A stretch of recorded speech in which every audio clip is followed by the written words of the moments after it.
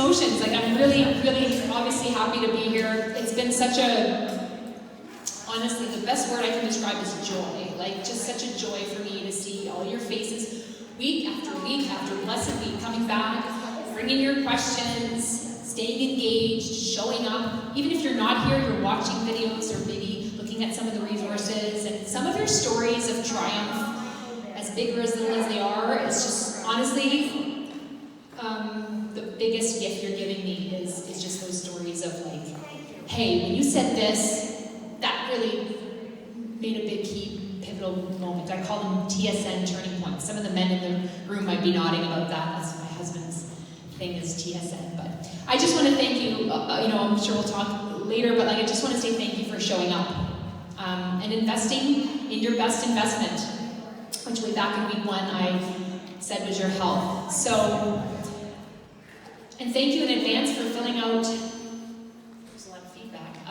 for filling out the surveys, because that will hopefully prompt the team to maybe consider doing this again, and maybe again and again, so more and more people can get this information. And if you're willing, and you want to do a video kind of mini testimony, let us know, and Kristen will do a little kind of videotape. If you want, no pressure on that, but if you do, because sometimes people saying it in their own words can have an impact. Today, we are talking about sleep. Have you all waited for this session? I feel like this is coming at a good time. The best for last. So this session is, we will have time for a break. I've created time for a break, and it's a snack break. Actually, Janet and Lyle have brought part of the snacks. She contacted me this week and said, hey, could I bring a recipe? I said, yes. So you get to experience the wonderful culinary delights that Janet, and I have a few recipes as well. The videos are all going to be posted as well. And Janet is also given her recipe, so you can enjoy it. She has posted it as well. Remember good old Hippocrates? He's the doctor, the father of conventional medicine, and again, in his infinite wisdom, he talked a lot about nutrition, he talked about exercise. He had something to say about sleep as well. Look at this guy. He covered all the pillars in lifestyle medicine. He said, sleep and watchfulness, both of them, when immoderate, constitute disease. And sleep is one of those things that's so underrated in terms of health, especially in this day and age. I'd like to postulate that sleep deprivation on a chronic basis is probably or possibly the most underrated health hazard of the 21st century. And why I say that is because sleep is one of those things that we are so flippant about. I mean, unless you're really struggling to sleep, then you're like, all I want is sleep. But the general population says things like, well, I'll sleep when I'm dead, or like, oh, I've got too many things to do, or we actually encourage not sleeping in some of our professions. Mine is one of them, right? And so we have this flippant attitude about sleep, but hopefully by the end of today you will recognize that sleep is critical for health. Almost, in fact, probably as much as nutrition. For anybody who's not been able to sleep, you're probably nodding your head saying, oh yeah, because I feel like crap when I don't sleep. I feel it physically, I feel it emotionally, my brain doesn't function well. So hopefully, you will learn today that it's not your imagination. When you don't sleep, you feel crummy for a reason. Your body is telling you you need it. And we're going to talk about why we need it. And then, so the first part of the session is what I usually do to you. Maybe I'll put you to sleep. Who knows? I will talk about the science of sleep. Why sleep is so important. Why we need it. And what happens when we don't get it. And then then we'll have a break, and the second part is going to go into what can you do about it. There are many things you can do to actually improve your sleep quality. Some of them will surprise you, some that will not. We'll have lots of time for questions. If you have questions, pepper me with questions, okay? So, let's start. So again, how we sleep. Oh yes, Yvonne. I have one question. Yes. What if you don't sleep and it doesn't bother you? Then that's okay. Well, it's okay. You won't feel sick. Your body may. It's like running your car continuously. Like we talked about last week with stress. It is a stress on your body not to sleep. But some people are kind of genetically predisposed not to need a lot of sleep, and they do quite well. And as long as they're not suffering from any chronic illness, then we can't point the finger at sleep for them. But for the vast majority of people, sleep is critical for good health. But if you're not bothered by it, then night owl you can be.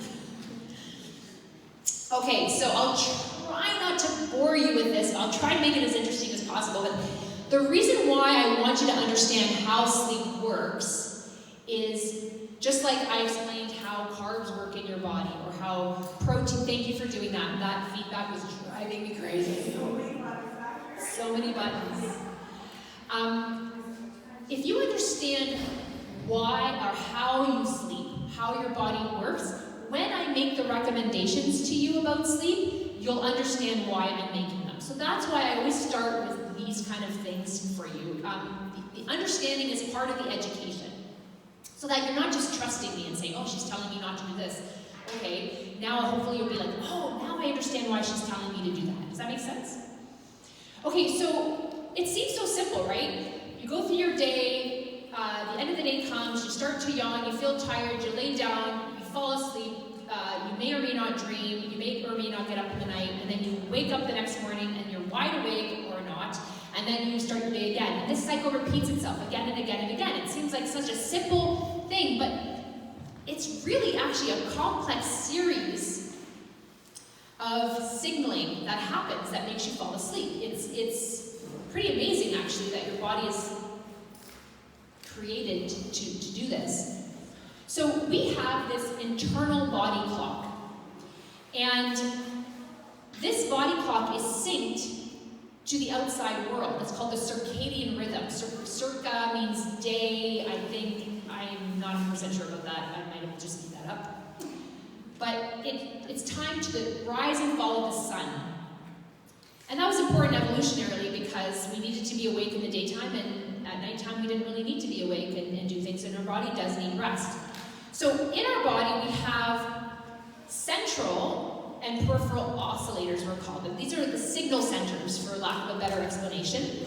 And they synchronize the body to the outside world. And that is synced through our eyes, what we see. And light has a big role. Also, our whole body has sensors in terms of temperature. We're going to learn about how temperature affects our ability to sleep. And believe it or not, fun fact, our days are 24 hours, but our bodies are, for most people, are actually, our rhythm of when we want to sleep and stay awake is closer to 24.2 hours. So when you say, I wish there were more hours in the day, that's actually true. Your body is meant to wish there were more hours in the day. It's also why when you travel westward and you turn back the clocks, you have an easier time adjusting going westward than you do when you have to come back home, or when you go eastward and you lose those precious hours of sleep. In fact, there was a study, I can't quote it, I don't know who posted it, but when they do daylight savings time, is that when you turn back the clock? Yeah? The number of heart attacks the day after actually increases after that date. Because, again, is it linked to the loss of sleep? I'm not sure. So we have this internal body clock, and light is the greatest influence on triggering when we're awake and asleep. That's an important point to put in your back pocket. But light stimulates wakefulness, darkness signals sleep. That's how we're meant to be. If it were only that easy, right? Oh, it's dark, I'm gonna fall asleep. No problems. However, also in addition to light, although a little bit less on the totem pole of influence, is your body and the environmental temperature. So your body temperature and the temperature around you also play a key role, probably one of the most underrated key roles. And we'll talk about this, don't worry, about what temperature you should be setting your homes at to get the optimal sleep, because it actually matters. And the reason for this is because in order for your body to signal the hormones to help you sleep, one of the signals comes from your body temperature drop, your core body temperature dropping by about 2 to 3 degrees Fahrenheit. That's not a little drop. It has to actually give a good drop for you to initiate good restorative sleep. So if you're sleeping in a really hot room, your body is just going to take longer to fall asleep because you can't get there. We'll talk about that. So that's just some basics on the sleep physiology. There's also a lot of hormones involved, and you might recognize the name of some of these hormones. I picked them. There's more than just these three, but these are the main players in sleep. So cortisol. We talked about cortisol as a stress hormone, right? Cortisol is also your wake-up hormone. The reason you wake up in the morning is because you have a surge in cortisol. It surges, its highest peak is around 8 o'clock in the morning. And it's made in these little glands that sit above your kidneys called the adrenals. And the production of cortisol is increased by food. So when you eat food, it's one of the triggers. So breakfast can also wake you up. Ever be tired at night and you have to stay awake? That's not good English. Have you ever been tired later in the day, or say you have to stay up to do a project? Have you ever eaten a snack and you're momentarily, maybe not for a long time, but you momentarily wake up? Because eating will trigger cortisol secretion. So simple and refined carbs are also a good way to wake you up. Not to say I'm recommending them, but that's just, when you eat diets that are high in simple or refined carbs, it could be affecting your ability to fall asleep because you're triggering your cortisol production. Light and stress and exercise also increase your cortisol production, so they wake you up. And cortisol peaks about 1 after-hour awakening, and around midnight is when it's at its lowest. Makes sense, because that's when you're supposed to be sleeping. Serotonin is kind of like the middleman. Serotonin is a chemical, most people think it's made mostly in the brain, because you think about it as a mood hormone, it's the feel-good hormone. But 90% of your serotonin is made in your gut. Remember we talked about the gut microbiome? Those bacteria are really responsible for making your serotonin. That's why having a healthy gut improve your chances of having a healthy mood and mind. But serotonin, when it comes to sleep, is a precursor to the next hormone, melatonin. And melatonin is your sleep hormone. Serotonin is made from the body using the amino acid tryptophan. Tryptophan might ring a few bells because ever eat turkey on Thanksgiving and feel really tired afterwards? Tryptophan. Turkey is high in amino acid tryptophan. I'm also going to talk to you later on about some food choices that will increase your tryptophan, which increases your serotonin, which increases your melatonin, which will help you fall asleep. Exercise and bright sun exposure, especially in the morning, increase your serotonin. Who generally feels better this time of year? Comparatively to the winter months when it's dark, okay? Maybe you don't feel amazing, but like compared to the winter months, most people feel better. Sun increases your serotonin. Serotonin makes you just have this general sense of well-being. But when it comes to sleep, the reason I mentioned serotonin is because it's a precursor to melatonin. So melatonin is the go-to-sleep signal. It's made in the pineal gland, or pineal, tomato, of your brain. It's also made a bit in the gut. Light suppresses melatonin production in the pineal gland. Okay? So that's why when it's too bright out, or your room is too bright, you won't be able to fall asleep. You'll have a more harder time falling asleep. We'll talk about how light and how to play with light. Darkness, on the other hand, releases that suppression. So darkness opens up the gates and allows melatonin to be produced. That's why we're meant to fall asleep at night, because darkness happens, your retina no longer detects light, your melatonin starts to surge, and about 2 hours after you start to release melatonin, you fall asleep, ideally. Yes? So we're meant to sleep at night, not work at night. Yes. We're not meant for our health to work at night. We're going to talk about, I'm going to talk specifically about work, and I'm also going to talk to you, if you do shift work, what are some tips to help you get to sleep? All right. Thank you. No problem. Good question, Monica. Okay. Melatonin peaks early to mid-sleep, around 3 to 4 in the morning, and then it's lowest in the morning. Makes sense? Because you want to wake up. Okay, those are the hormones. I don't think I'm going to spend a lot of time on this because it's on, you'll have these copies of these slides, but these are just the stages. So your body goes through these stages of sleep, and it goes through about 4 to 6 times per night. So you might just think you fall asleep, you go through the 4 stages, and then you wake up. No, you fall asleep, you go through the 4 stages, you kind of come to a bit of an arousal, you don't realize it, you fall back asleep, and you kind of go through these cycles, ideally, normally, about 4 to 6 times per night. So stage 1 lasts a few minutes. This is in the normal person, and I want to say normal. This is in the normal sleep situation, okay? For those of you who take longer to fall asleep, these numbers, don't hang on to them.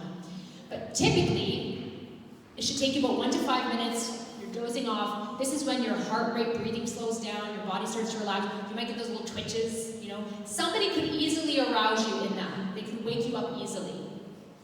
Stage 2, so, by the way, we have REM sleep and non-REM. So REM stands for rapid eye movement. Non-REM stands for non-rapid eye movement sleep. And the non-rapid eye movement sleep does different things in the brain than the REM sleep. I'll explain that a little bit.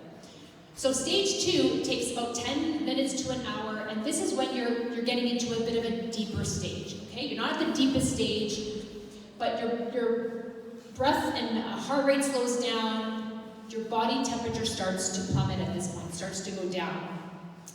And you start to make something called sleep spindles. And sleep spindles are like short bursts of this REM activity, this important activity. And sleep spindles have been shown to improve memory and also to process memories and store them away. And they also help commit information you've learned to your long-term memory. So when I talk to my students or I talk to my kids, I make them go to sleep the night before a test. Because if you get good sleep, they actually solidify the learning that you've done before sleep. So sleep is really critical to learning as well.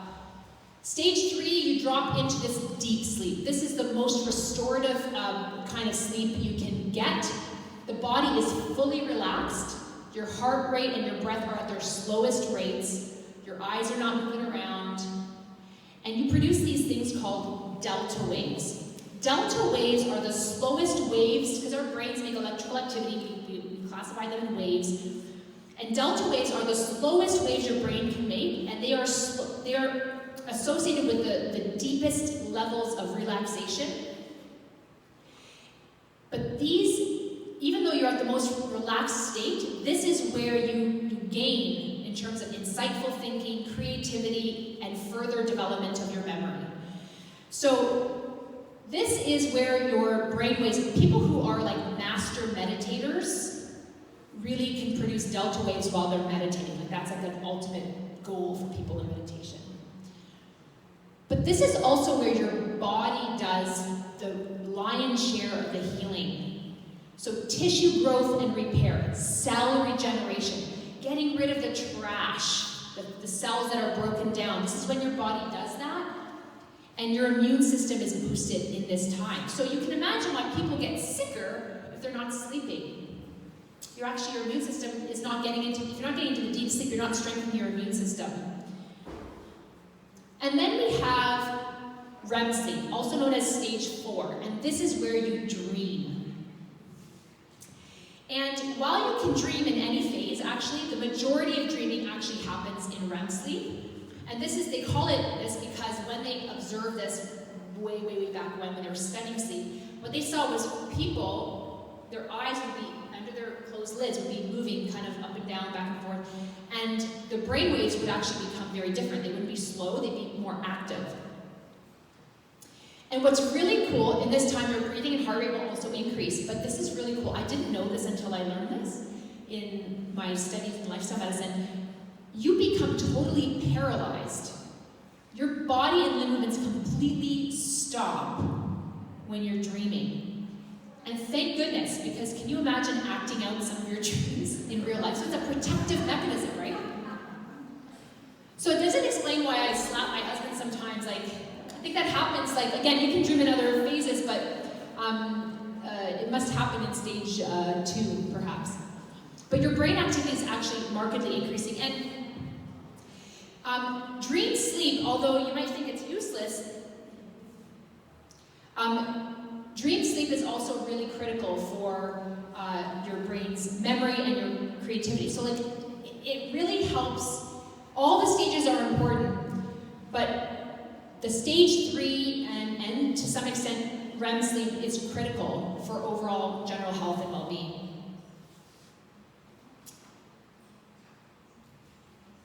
So, now you know about how sleep. Yes, Yvonne? What do you do if you stop dreaming? So, some people, they don't remember their dreams. So, they might still be dreaming, but they don't remember them. Because I've always remembered all my dreams and I just seem to stop dreaming. Yeah, so it's either you're not getting into your REM sleep long enough, and it's funny, like the new Apple Watch, they've been around for a while, but Apple Watch is something that can track how much time you spend in the different stages based on your heart rate though. So it's not a perfect science. The only way you would know if you're reaching REM sleep is to actually have a sleep study. But just because you're not dreaming doesn't mean you're not actually in REM. Because some people they just stop remembering their dreams, and there's no bad thing to that. We wouldn't know unless you were actually being monitored with your brain waves. I was all my life, I had so many dreams, and all of a sudden I didn't remember. Yeah, and sometimes medication changes can also suppress that too. We'll talk a bit about medications as well that impact our sleep. So, now that you know what sleep is and how, yes, Mark? The classification you showed, when you give my Apple Watch, it tells me wake, REM, or deep. Yes. Oh, yes. So you have these That's right. wake, REM, or how do they relate to your sleep? So REM is REM. Your deep sleep, I would probably say your deep sleep is stage 3. And core must be those periods of like 1 and 2 in the middle. That's how I would interpret it, but I'd have to look closer at the iPhone and what they define core. Or is that your, yeah. Okay, so Yeah, we can chat afterwards or during the break. How to interpret that. Okay, so what does sleep do for your body? And again, I like to tell you this, so I'm just trying to hone in and just like really drive home the point that sleep is critical for health. So, welcome. No, listen in, it's good. It's good for everybody. So, what does sufficient sleep do for our body? So, first of all, when it comes to our endocrine or our hormonal system, sleep lowers the stress hormone cortisol. Makes sense? It increases your insulin sensitivity. So if you are a diabetic and you haven't changed anything in your diet, you may notice your sugars go up if you haven't slept or if you're under stress. And that's because of cortisol. Cortisol releases sugars from your body. Then there's higher leptin and ghrelin levels. And leptin, if you struggle with weight, sleep has a really important role in this. And you may not think about this because a lot of people say, well, if I'm not sleeping, that means I'm up and moving around, which means I'm burning more calories. They don't think about it in calories, but weight is also very hormonal. So we have leptin and ghrelin. I will talk about those a little bit later as well, but leptin is a hormone that reduces your appetite. So when you sleep, you're obviously not going to want to be eating, so you reduce your leptin levels. So it reduces your food-seeking behaviors when you're normally getting enough sleep. Ghrelin is like the sister or the brother, I guess, of leptin. And it causes you to feel, sorry, I got that wrong. Leptin causes you to feel full. Ghrelin causes you to feel hungry. I just remembered, grr is like, think about your stomach growling. So leptin helps you feel fuller longer. That's why you're not feeling like you need to look for food. Ghrelin reduces your appetite. And they work back and forth in sync, and your sleep will affect it. So getting enough sleep keeps your leptin levels higher, which means you feel full, you feel satisfied by your meals, and it reduces your appetite because your ghrelin levels, it keeps your ghrelin levels lower. With your cardiovascular system, we talked about the sympathetic nervous system. So sleep, sufficient sleep, lowers your sympathetic tone, so you have less of that fight or flight. So it slows your heart rate down, it lowers your blood pressure. It also increases your circulation, and that's to help cool your body. And you also actually have increased stamina and cardiovascular recovery time. So for athletes, sleep is also critical. It helps you recover faster and be able to work harder the next day. When you get enough sleep and you spend enough time in stage 3, that's that restorative stage, you have enhanced mood and cognition, so you're remembering, your capability to remember. And when you get enough REM sleep, you enhance your memory and learning, you're quicker to process things. And this is really important too when it comes to people with anxiety. If you're not in REM sleep enough, you actually can increase your anxiety, because during REM sleep, it kind of makes sense. Like sometimes it comes out in our dreams, right? It's like a way of our body to release and process the daytime fears and anxieties that we have, and in doing so, it extinguishes them. And when it comes to sleep and cancer, if we know that stage 3 is very restorative, it's when the body kind of cleans house, we know that getting sufficient sleep helps with our DNA, our genetic repair. Apoptosis is the breakdown of cells, getting rid of the bad cells that our body automatically does. And when we get enough sleep, we actually increase the anti-cancer antibodies that fight, and cytochemicals, and the cytokines and TNF-alpha, which are just chemicals in our body that break down the bad cells and keep cancer at bay. So how much sleep do I need? Well, it goes without saying, if you've had a child, that babies require the most sleep, even though you feel like they're never sleeping. So between birth and 2 months, they need a lot of sleep. They spend the majority of their day sleeping, as they should. So your only job in the first 6 weeks of life is really to get your child to eat, change them when they're dirty, and get them back to sleep. Then through childhood years, they're still kind of in the teens, 14 to 15 hours, before 1 year. In adolescence, we see a bit of a rise, between 8.5 to 9.5, sometimes closer to 14 hours of sleep for adolescents. And then reaching adulthood, so the vast majority of people here require between 7 to 9 hours. As you age, there's a myth that you need less sleep. You actually need just the same amount of sleep. But I'll talk about aging and sleep in further slides down the way, but you have some things stacked against you as you get older that reduce your ability to sleep. So it's not that your body needs less sleep because you're older, it's just that your body is less equipped to prepare yourself for the 7 to 9 hours. I'll talk about that in a bit. So basically, 7 to 9 hours.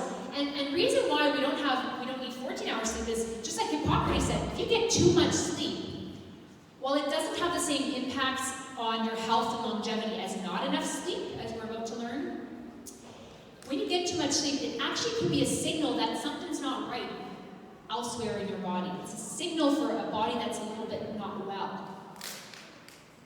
So if you're sleepy all the time, that's an issue as well. Unless you suffer from something like narcolepsy where you fall asleep. I'm not going into those diagnoses because it's not necessary for this purpose. So how are we doing in Canada when it comes to sleep? These are from Stats Canada.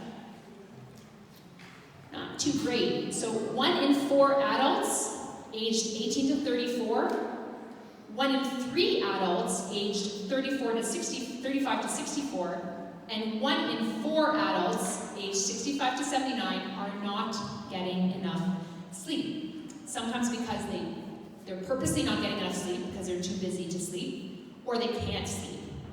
So this is a problem in Canada. So you're not alone if you suffer from sleep. The big message is you're not alone. There's a lot of people who are alongside with you. 1 in 2 adults from the same, stats, Canada, 1 in 2 adults have trouble going to sleep or staying asleep. So that's 50% of people have trouble going to sleep or staying asleep. 1 in 5 adults sleep but wake up feeling unrefreshed. And 1 in 3 adults have difficulty staying awake during waking hours. So this is a study that looked at more than 10,000 Canadians over a 6-year period. So, needless to say, it's a problem.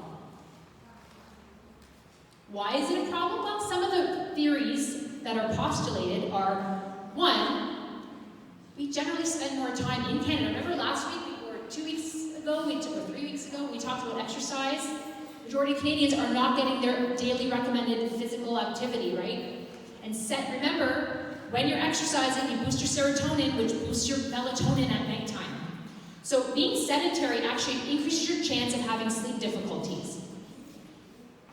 Adults who get insufficient sleep report an average of 4 hours of sedentary time. So people who are not sleeping are sitting down more than 4 hours at a time, or 4 more hours versus somebody who's getting adequate sleep. Chronic stress, this is a big one.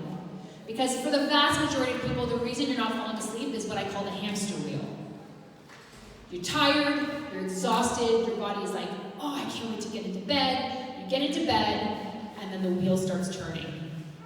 Whether it's about worrying, whether it's about ruminating about worrying about what's to come, ruminating about what happened that day, or the to-do list. But I've got some strategies for you, so hang on to that. But 36.3% of adults who get insufficient sleep saying they're stressed. It's almost 40%.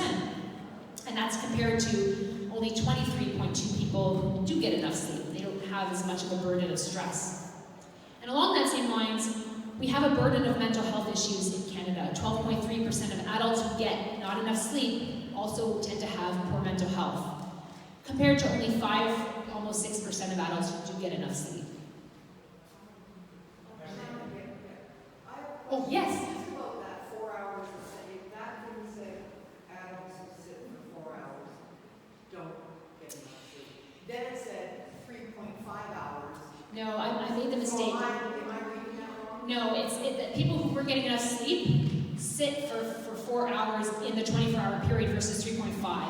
It's probably not that much of a difference, to be honest with you, but exercise plays a huge role in how you sleep. Right, but is that saying if you move for a half an hour a day, which is what they recommend, Yep.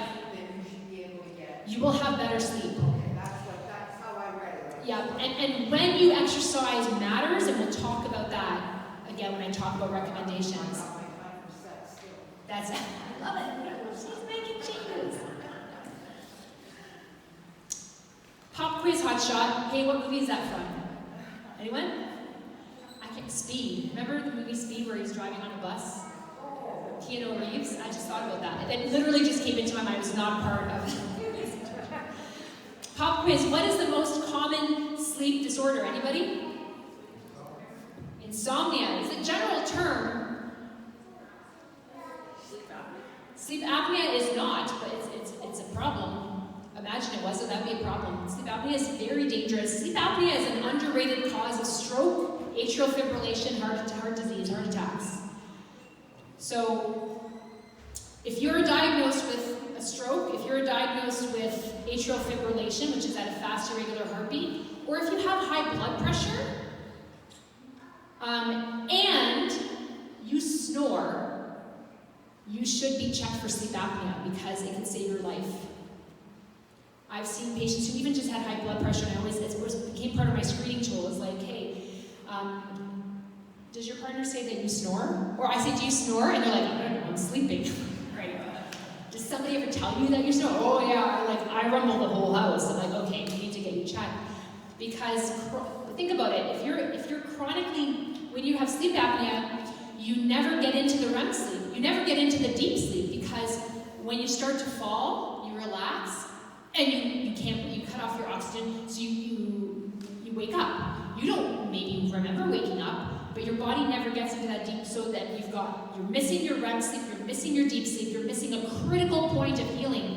You're never getting your slow heart rate, so your heart rate, your sympathetic tone is always high, and it wears out your body. So if you have high blood pressure, if you have a history of heart disease, if you have a history of stroke, please get yourself checked for sleep. And you snore, get yourself checked.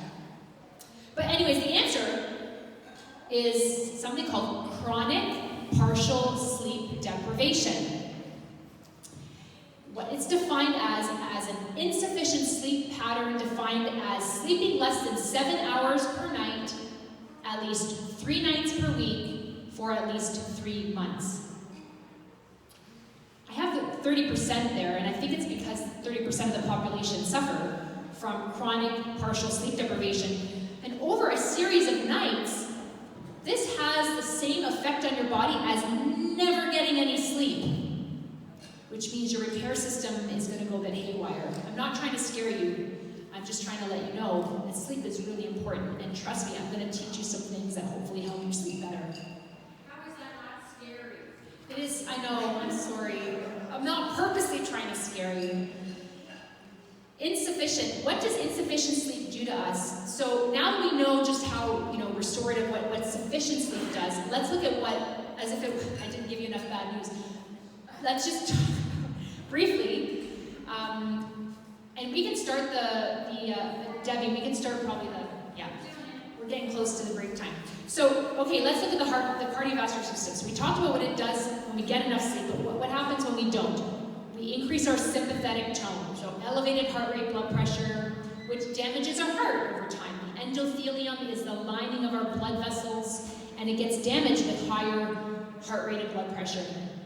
It increases your risk of having high cholesterol.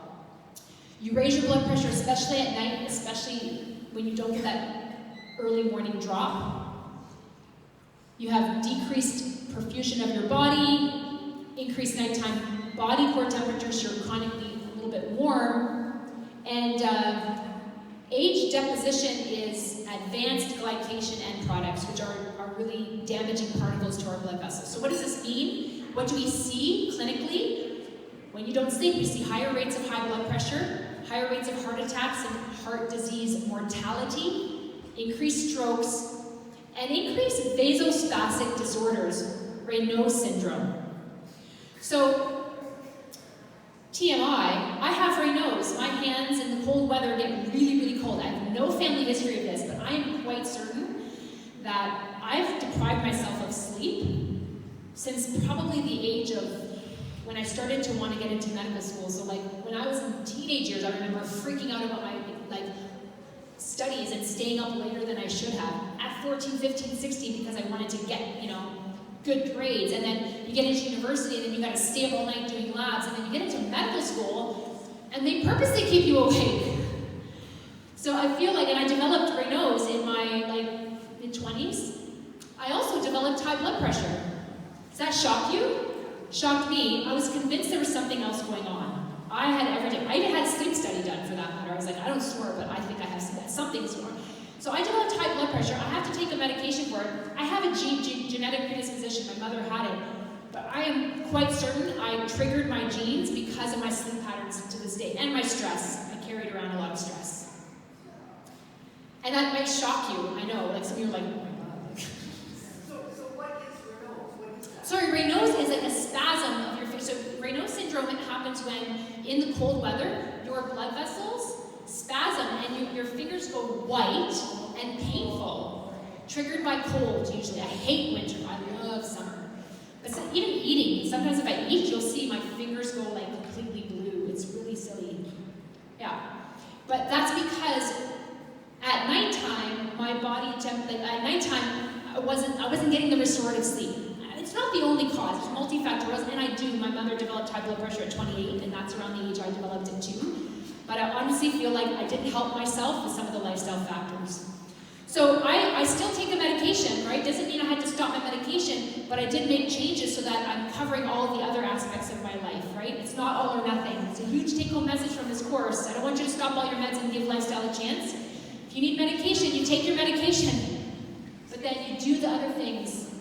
I had trouble with sleep because I'm 5 years old. Yes.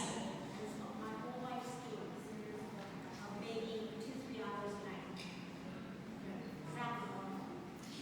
Well, I can't say that's the average. I never want to use the word normal. Yeah. And sleep, again, we'll talk a bit about what precipitates poor sleep and some of the factors, but sometimes too it's just stress. Again, I don't know your whole story. And if you're not suffering from medical problems, then maybe your body doesn't. You're definitely on the spectrum of the people who are lucky then. Because the vast majority of people need enough sleep. Yeah. Susie, what happens with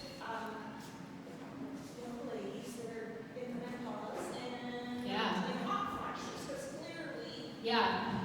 if we need our body temperature to drop, Yeah. but our bodies won't zoom, Yeah. does that then affect sleep That's- as well? Well, that's exactly why you're not sleeping. It's one of the reasons why in menopause you don't sleep.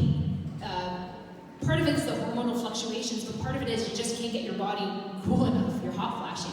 So that really requires a lot of, your partner has to be on board with this, but dropping your temperature. That's why when we'll open up, turn up the air conditioning or open up the windows in the middle of winter, and they might enjoy a little bit better sleep. There's a whole different, it's not the only thing you should do for menopause, and menopause is a very specific topic. I'm not an expert in menopause, but I will. Yeah, I know, right? It's coming for me. It's coming for me. I know. I'll do another session when I hit menopause. Just like when before I had kids, I tried to guide women to breastfeed, and I had no clue. I'm like, well, the book says do this. But once I did it myself, then I could really help people. So maybe once menopause comes, I will be an expert. I'll see you there. I'm done. Been there, done that. Bought the t-shirt, wrote the book. Check, check. Yeah, I think I'll mention menopause in a moment there, Ken. So what about the hormonal system, the endocrine system? So when you're not sleeping, you get higher cortisol and then higher sugar levels. You get decreased, all the opposite of what you get when you get enough sleep. You get reduced insulin sensitivity. Again, those hunger hormones are all messed up. You will have lower leptin, which means that even if you've eaten, you won't feel quite as full. You'll start to seek out more food, more calories. Higher ghrelin levels means your appetite is increased. So you also are triggered to eat less healthfully. That's why when you're up all night, man, it's really hard not to reach into some of those snack foods. Your craving for carbohydrates is real in those times, and that's related to leptin and ghrelin. And I'm not talking about good carbs, I'm talking about the processed carbs. And then decreased growth hormone production. So what do we see? How does this manifest in the body? We see higher rates of obesity. Leptin and ghrelin are really implicated in patients who suffer from obesity because they're all out of whack. And your body stops responding even to leptin. You become leptin resistant. So you have an elevated BMI or obesity, twofold increase if you're not getting enough sleep. Metabolic syndrome, so a combination of high blood pressure, high cholesterol, obesity, and high sugars.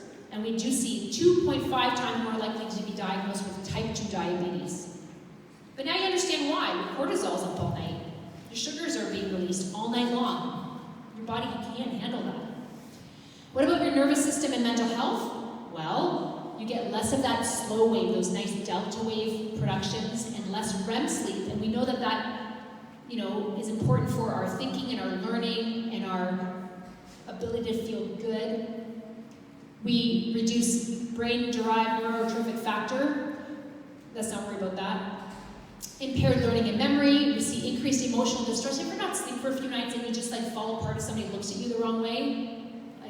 That was me last week. I had 2 call shifts in a 4-day period, and I was up. Usually my call shifts for OR aren't that bad, but literally I was up all night for both of those shifts, and like, I started to cry because I was worrying about my son who wanted to drive with my nephew to a volleyball tournament. I'm like, it's gonna be like, it's just wrong trigger, wrong day, not enough sleep. So it's real. Like, again, TMI, I'm a mess sometimes, but sleep will play a role into that.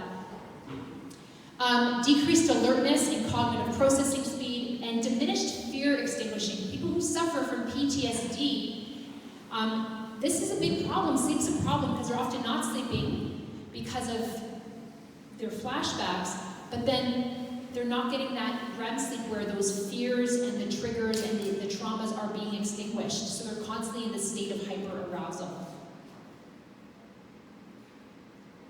So how do we see this manifest? Major depression, bipolar disorder, seasonal affective disorder, premenstrual syndrome, post-traumatic stress, and dementia. A study of nearly 8,000 people, published in April of 2021, showed that men and women in their 50s and 60s who got less than 6 hours of sleep were 30% more likely to develop dementia later in life. Sleep is critical to your cognitive function.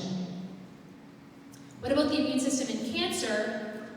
Again, if you're not sleeping enough, your melatonin is suppressed, your immune system is suppressed.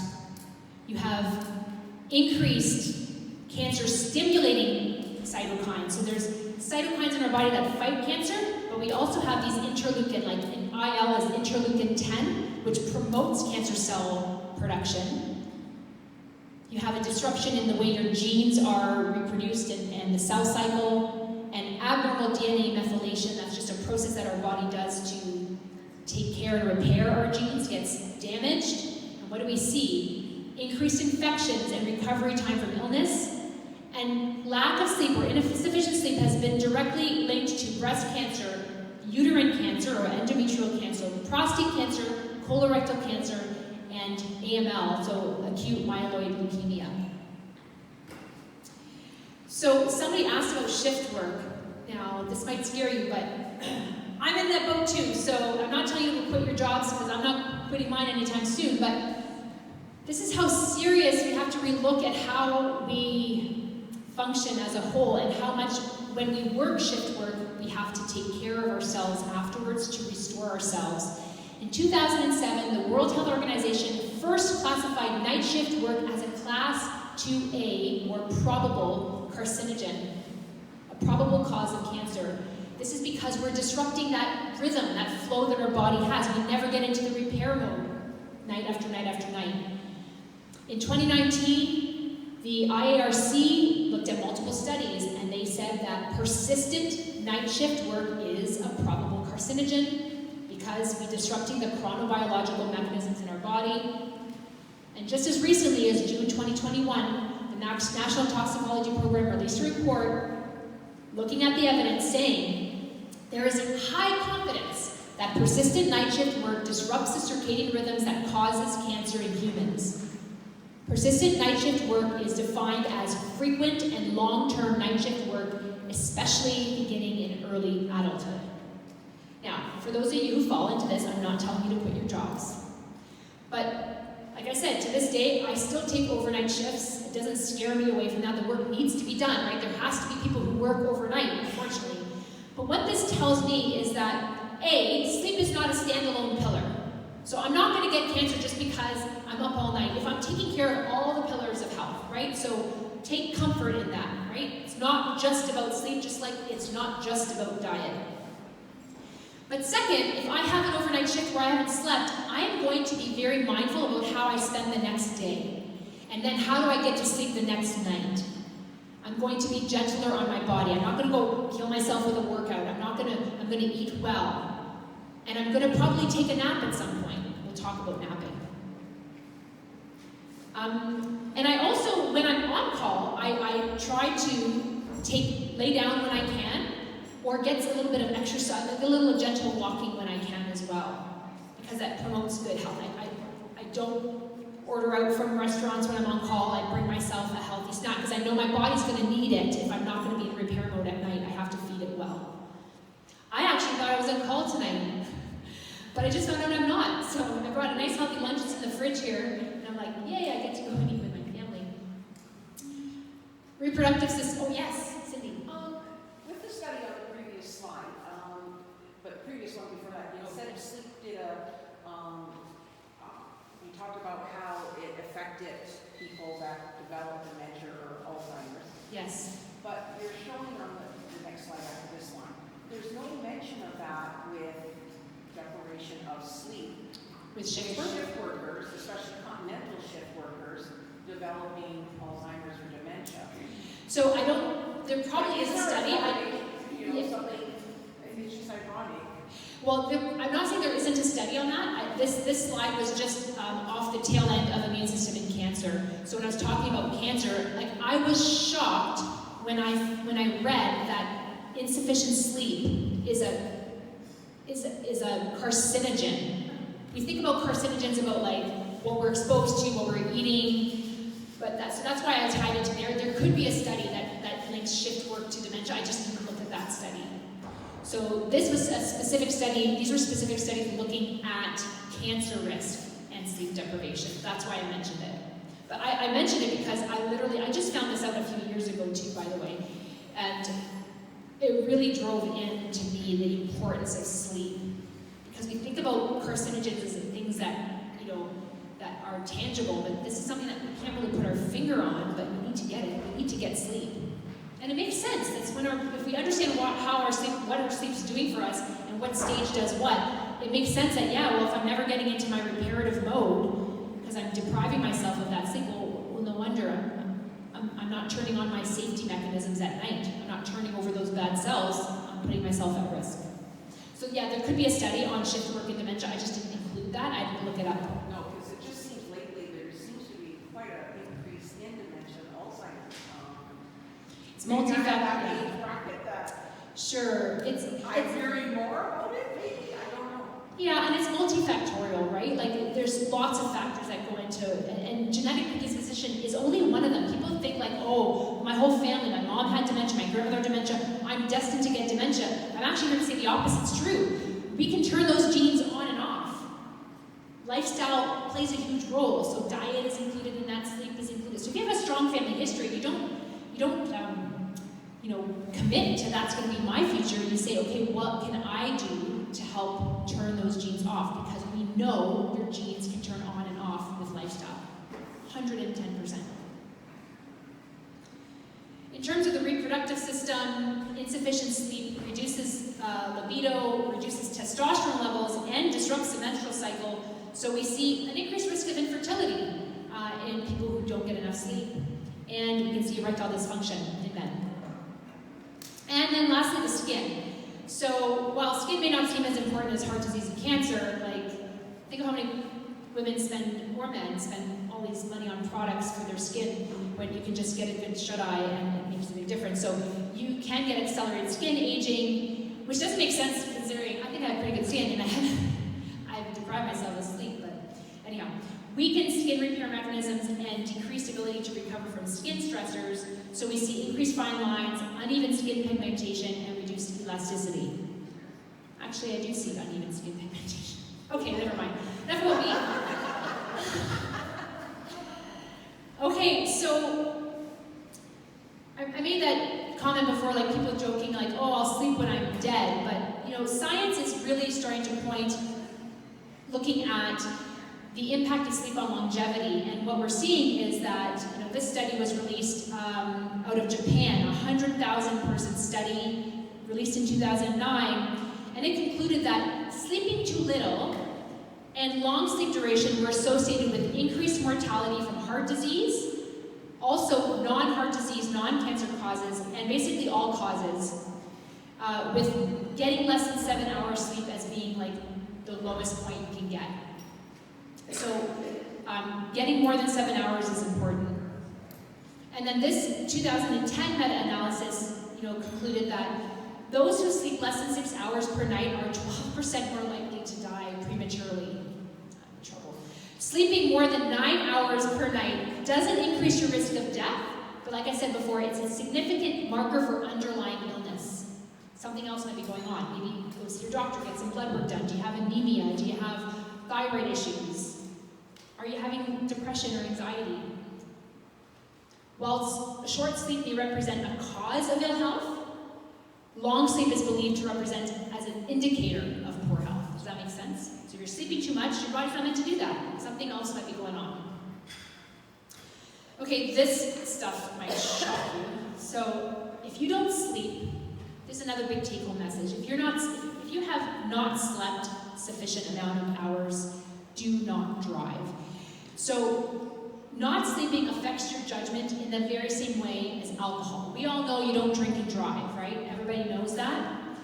Moderate sleep deprivation produces impairments equivalent to those of alcohol intoxication. So the legal limit for blood alcohol level is 0.04%. After 17 to 19 hours awake, persistently, that's equal to you having a blood alcohol level of 0.05. That's as if, like you said, the officer, I just had a few drinks. Okay? If you've gone 21 to 24 hours awake without sleeping, that's like having a blood alcohol level of 0.08 to 0.1%. That's consistent with being flat out drunk. And so if you feel tired or fatigued after a poor night's sleep, and this is actually really important for residents and medical students and doctors who are coming home from a night shift and they haven't slept. If you've been up for more than 24 hours or 21 hours, it's like you're flat out drunk. And when I read about this, the concerning thing about this kind of sleep deprivation and driving is that with alcohol, like, you kind of stay awake, but you're a bit more like slower. In sleep deprivation, what happens is something called micro sleeps. So without you knowing, for a split second or two, you actually pass out and you wake up again. It's literally seconds long. And that's where people who fall asleep at the wheel maybe aren't even falling asleep. They're having a micro sleep. I didn't even know this was a thing. So I tell patients and I tell my students, tell myself, if I feel tired or fatigued after a poor night's sleep, you either rest 20 to 30 minutes before you start driving, because even that will just help you reset a little bit, and then you take a longer nap when you get home.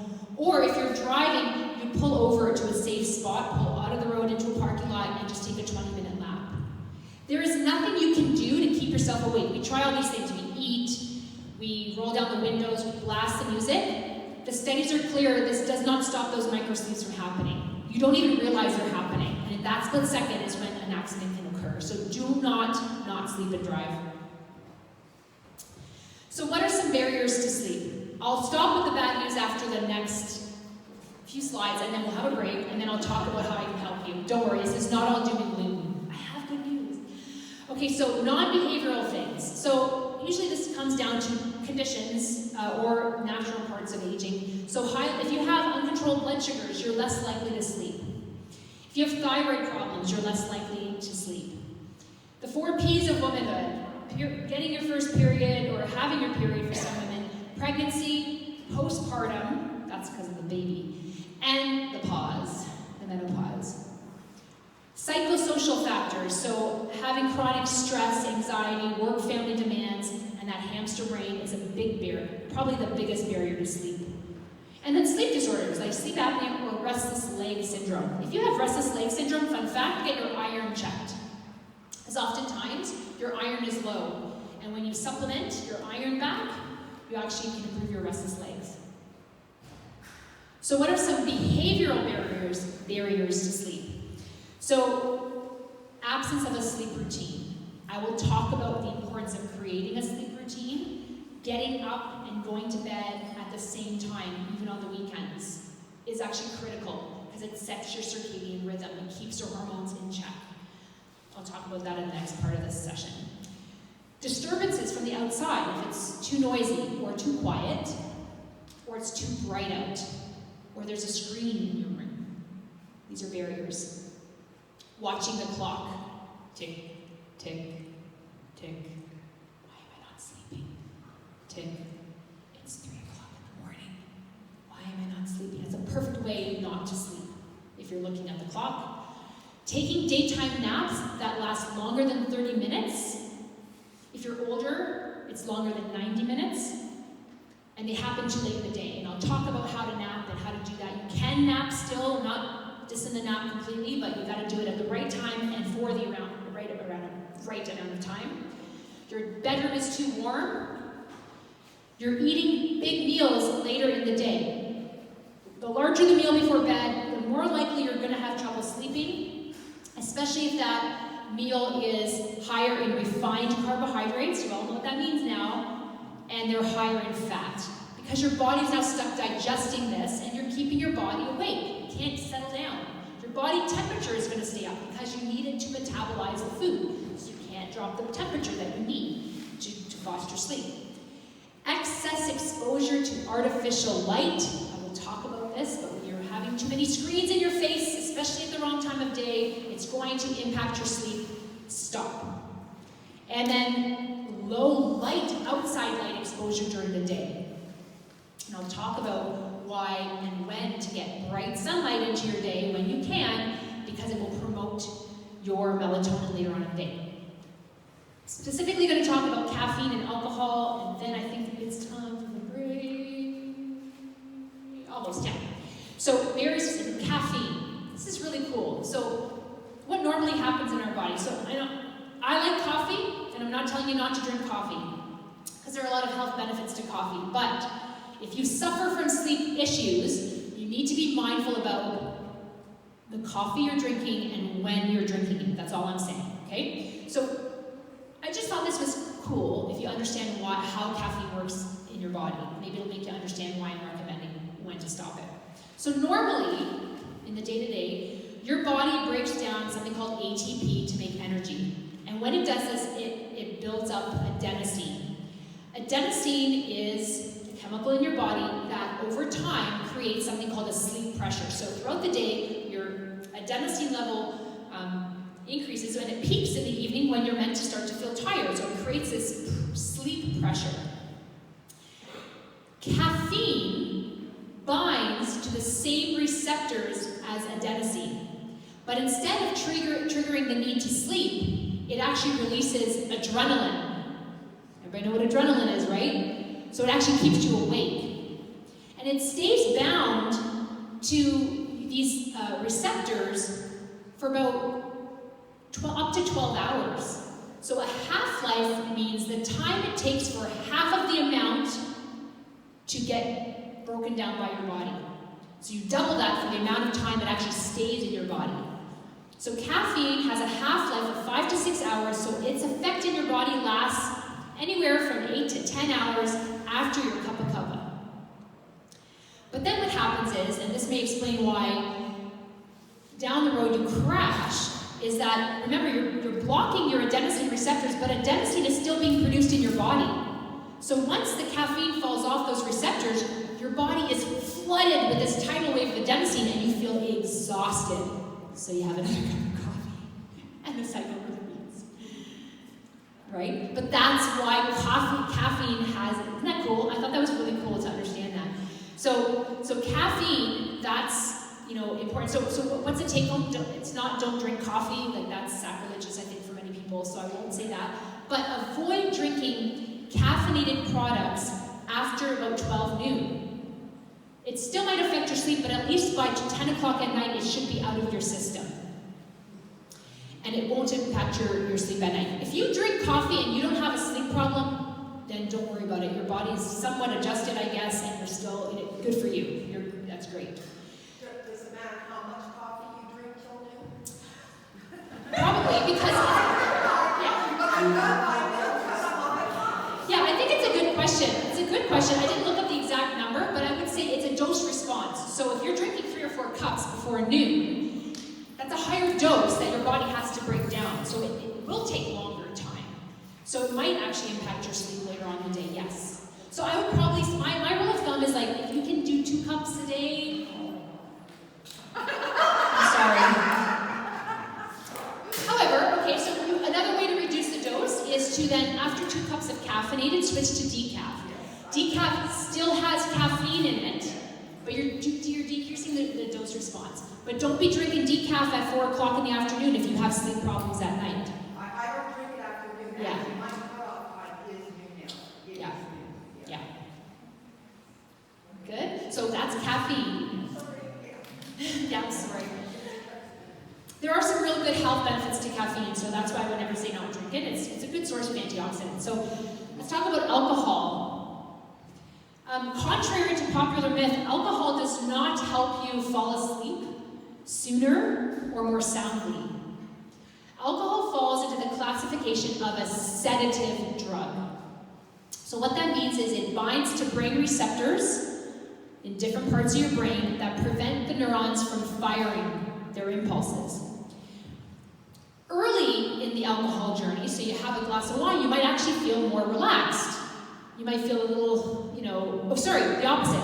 Early in it, you often feel a little less inhibited. You might feel like a little bit loosened up, you're life of the party with a glass of wine, because what it's sedating is the prefrontal cortex. Remember that part of your brain that helps you with your willpower, the one that has reasoning and thinking part of your brain? So that's what part it inhibits early on. But with more alcohol and more time, you actually start to sedate other parts of the brain that keep you awake. So you end up creating this sleepiness. That's why after so many drinks, you start to feel really sleepy.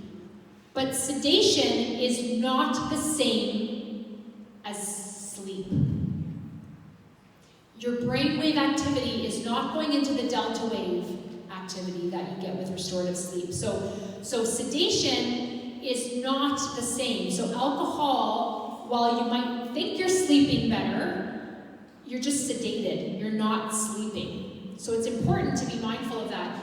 And what else alcohol does is it fragments your sleep. So while you don't realize this, you will have brief awakenings. Sometimes you actually will wake up and then stay awake after having a lot of drinks. Yes? Does this apply also like to a food binge? Like if you're eating like a lot of carbs, like as a food binge, which is kind of sedative. Is it the same harmfulness? So usually having a large meal, it depends on what it's, if it's like whole complex carbs, you might actually start to feel more sleepy.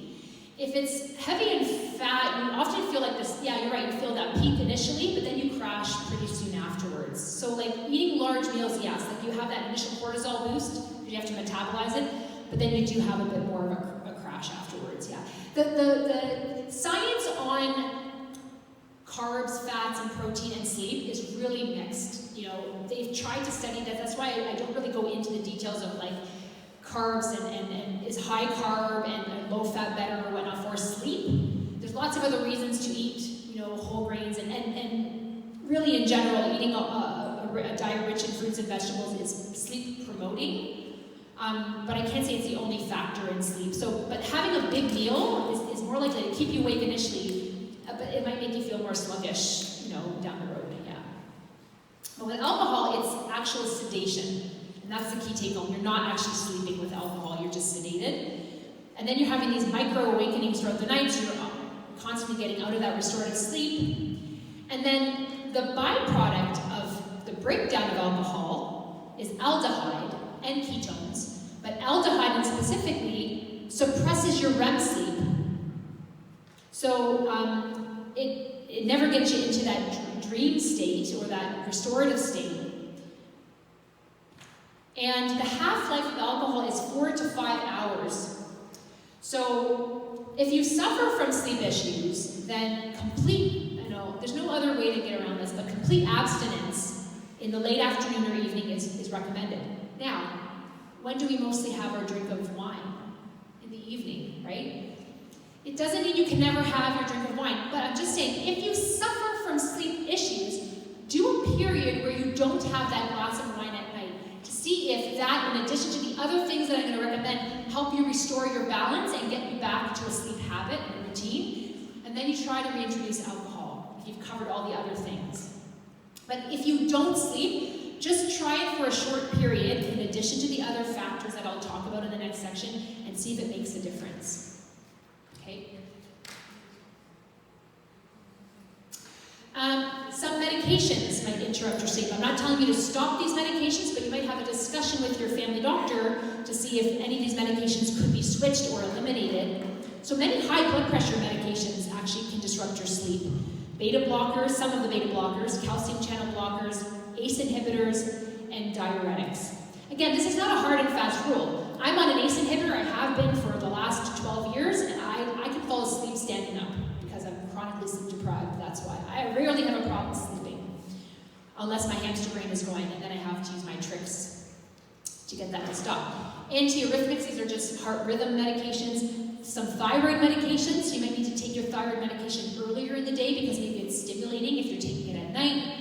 Steroids, if you're prescribed steroids for any reason, not so much the inhaled, but say you have to be on prednisone for something, if you take them in the afternoon or evening, it will disrupt your sleep, like 99% of the time.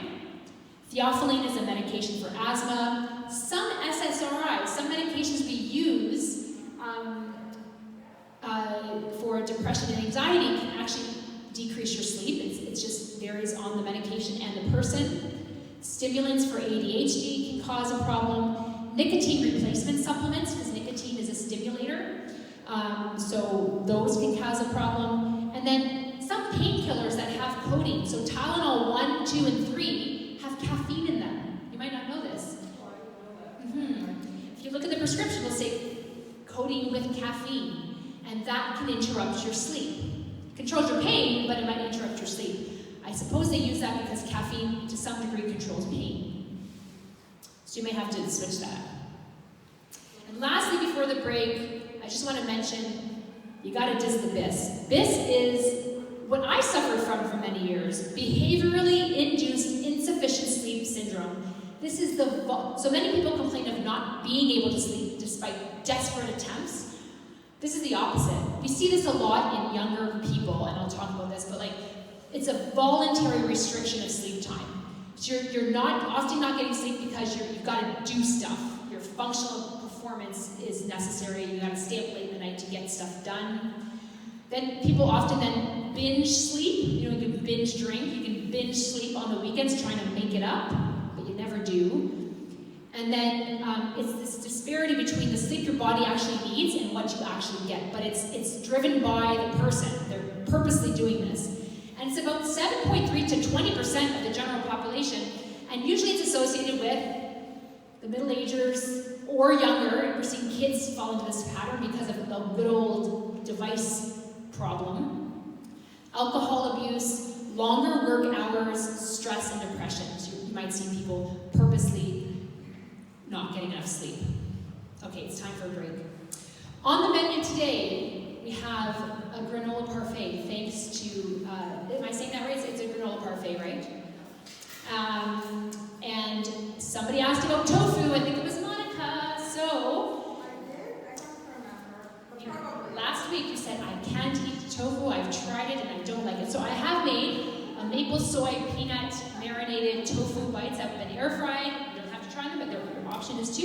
And then there's chocolate chia pudding, which literally tastes like the Jell-O pudding you used to buy in those containers. You will fool your children, you will fool your family, they will not know the difference, and it's like the best. I had to share. I wasn't going to do any dessert because Jenny was bringing it, but I couldn't let the sessions go by without you trying this. And the recipes have been videotaped. I don't know if Jen, I don't think you taped your recipe, but you got the recipe. So she's included the written recipe. Unfortunately, you have to watch me do the recipes on your video. So it's all going to be sent to you after the session. So enjoy, and then we'll meet again in about 10 minutes, 5 minutes, 5 minutes. Oh yes, 5 minutes. Sorry? Yeah. You bet.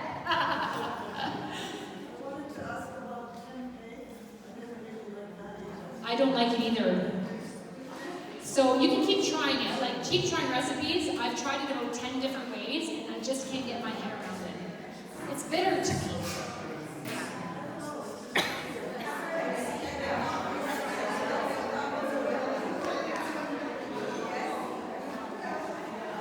All right, everybody, we'll get started again. How are the snacks? Thumbs up? Yummy, yummy? Who liked the tofu?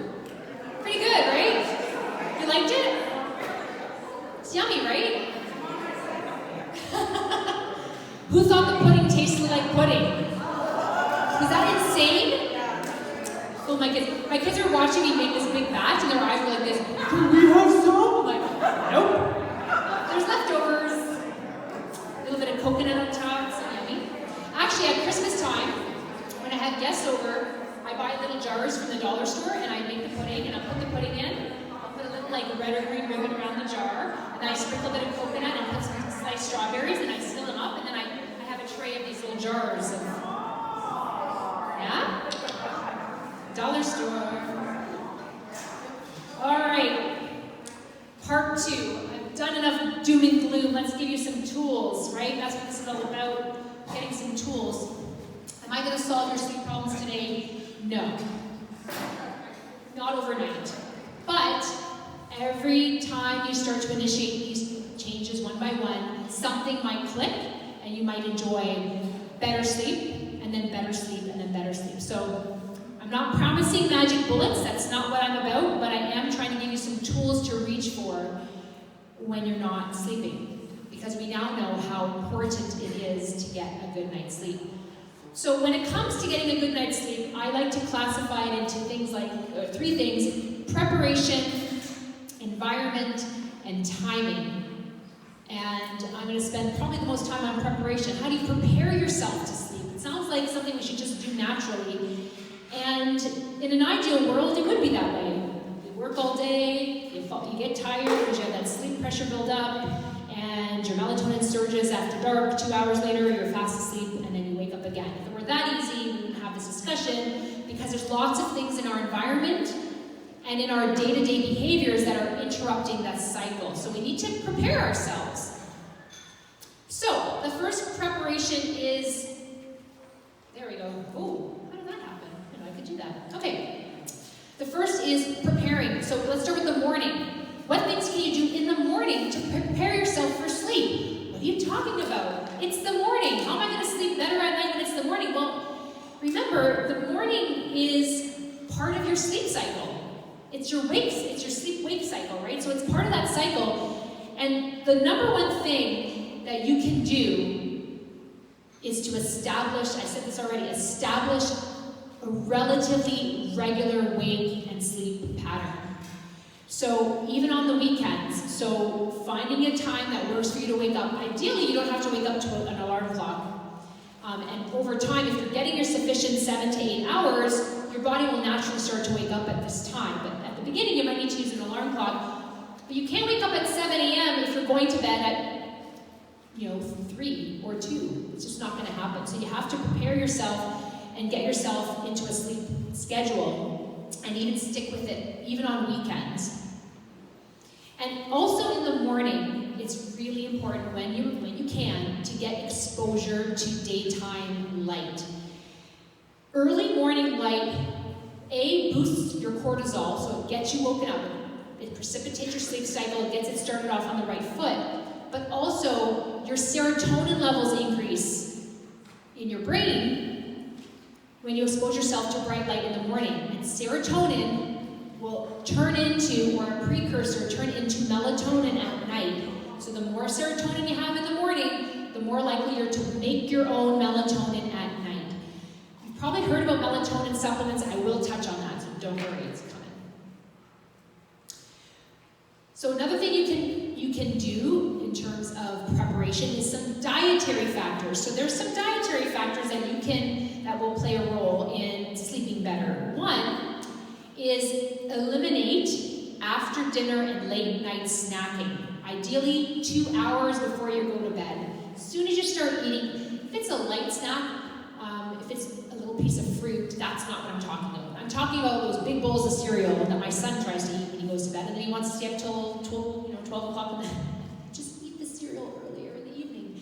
So big meals, especially if they're processed, especially if they're high in refined sugars, and especially if they're high in fat, will disrupt your ability to fall asleep and to stay asleep. We talked about caffeine and sugar and nicotine. So if you are a smoker, you want to try to avoid smoking later on in the day, because smoking or nicotine, as well as caffeine and sugar, are stimulants. They keep you awake. and they disrupt your sleep. So as I mentioned, you want to avoid caffeine especially, and sugar and nicotine, at least 8 hours before you're planning to go to bed. Otherwise, if you don't suffer from sleep problems, there's still many reasons to stop smoking, but if you have your cup of coffee in the afternoon and it doesn't impair your sleep, then that's not an issue for you. Avoid the consumption of alcohol a minimum of 4 hours before bedtime, ideally 8 hours before bed. Keeping well hydrated is also important because when you're dehydrated during the day, it actually interrupts your sleep. Drinking plenty of fluids in the late afternoon though, or in the mid to late, not too late in the afternoon. So in the evening, you definitely don't want to be drinking all your fluids, by the way, because then guess what happens?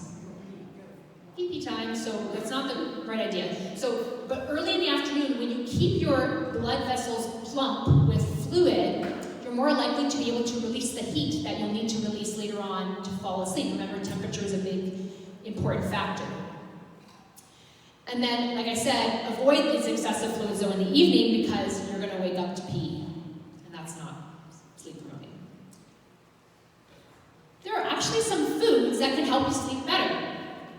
I like this because it's something tangible. So they're not magic bullets, but try to incorporate more of them into your diet because it might help. So one, tryptophan-containing foods. Remember, tryptophan is the amino acid that makes serotonin. Serotonin then makes melatonin, which triggers sleep. So for tryptophan, here are some foods.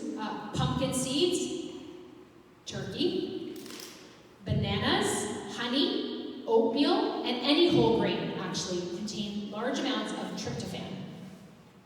Then there are actually foods that naturally contain melatonin, which is really cool. So tart cherries and cherry juice. Tart cherry juice, not sweet cherry juice. Specifically, when they study this, there's actually been studies, small studies, but hey, I always say, like, what's the risk to tart cherry juice? Nothing, but it might help your sleep, so why not try it? They say 8 ounces twice a day, in the morning and at night, for at least 2 weeks. That's the dose for the tart cherry juice. Whole grains also contain melatonin. Almonds and walnuts are also good sources of melatonin, so add them into your diet, but there's many other reasons we already talked about why we want to add them. Kiwi fruits were also studied. This was interesting, I didn't know this, but having 2 kiwis per day, at least an hour before bed, helps stimulate. It's a good source of serotonin, which will eventually make your melatonin. It's also a good source of folate and antioxidants, which help mitigate things like restless legs. And there's some studies that suggest that we call oxidative stress, so the high stresses on the breakdown and the exposure to different outside environments on your body can keep you not sleeping. So taking food that's high in antioxidants also helps your sleep. Fatty fish are also a good source of vitamin D and omega-3. Let's not also forget our other sources of omega-3 like walnuts, chia seeds, hemp seeds, all those seeds. But fatty fish are unlike the seeds and nuts, are a source of vitamin D. Vitamin D also plays a role in regulating the serotonin conversion to melatonin. Chamomile tea. There is some little evidence, small studies, but evidence around chamomile tea. Like I grew up with chamomile tea when I couldn't sleep, which was rare. Chamomile tea would help settle things down. And then valerian root tea. People who suffer from anxiety or people who have trouble sleeping can benefit from valerian root tea. And it specifically needs to be steeped for 10 to 15 minutes. You want the actual, like, tea. You don't want to get a bag. You want to get the actual leaves. Steep them 2 to 3 grams for 10 to 15 minutes and take 30 minutes to 1 hour before bed. But the studies have never been done beyond 28 days, and so we don't want to do it beyond 28 days. Again, it's meant to help reset your sleep pattern. But because it's a herb, and just because it's natural doesn't mean it can't impact some of your medications. So you should, if you're planning to go this route, check with your pharmacist because valerian root can disrupt some of the systems that in your body that break down certain medications. And so you have to ask the pharmacist, am I on medications where valerian root, and they can do search, they have a database for herbs as well. And if you have liver disease, heart arrhythmias, because it can slow down your heart rate, if you're pregnant or breastfeeding, or you're under the age of 3, it's really just, it's not been shown to be, it's not recommended. Specifically in the pregnant, breastfeeding, and underage 3, it just hasn't been studied, but people with liver disease, I guess it's metabolized in the liver, so it can cause some stress. So it doesn't go, that's one I would probably use with a little more caution, but the rest of them, feel free to consume without any concerns. What about exercise?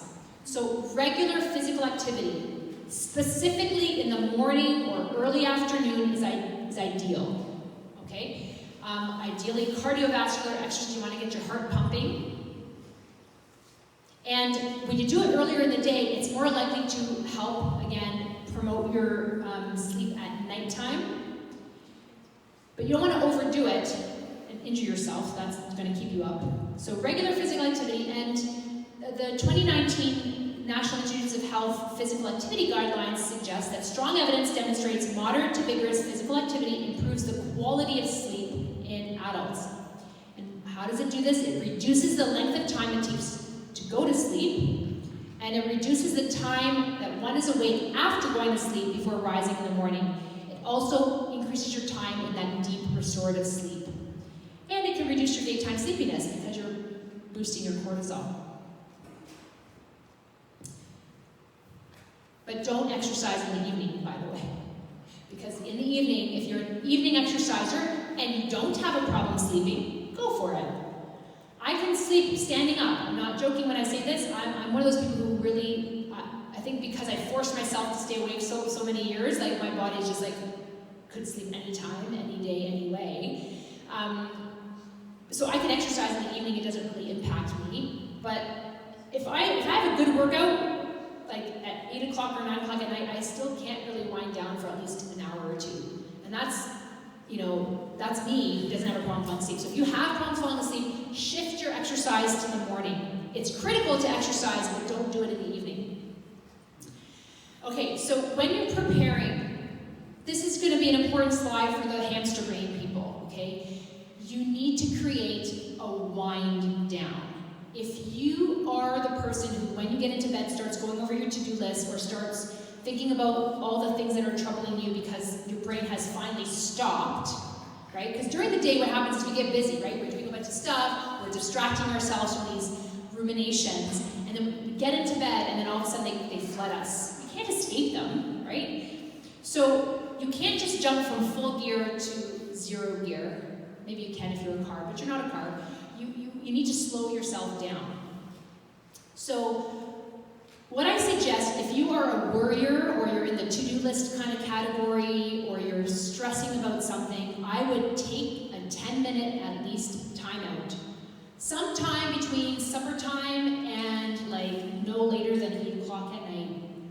And sit down, do some box breathing or do a meditation and then get an open journal and write whatever's on your mind. Just give yourself a pause to do what you would do when you actually fall asleep. When you get into bed, you're paused, right? So instead of doing it then, do it a little bit earlier in the evening. Don't do it too early in the day. If you do it in the afternoon, you'll build up some more issues before the night's over.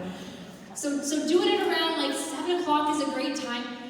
Find a nice comfort, have a glass of chamomile tea, maybe have a kiwi, and then sit down with your notebook and just don't force it. Just stop and pretend you're trying to fall asleep. Just pretend you're trying to lay down, even if you have to lay down.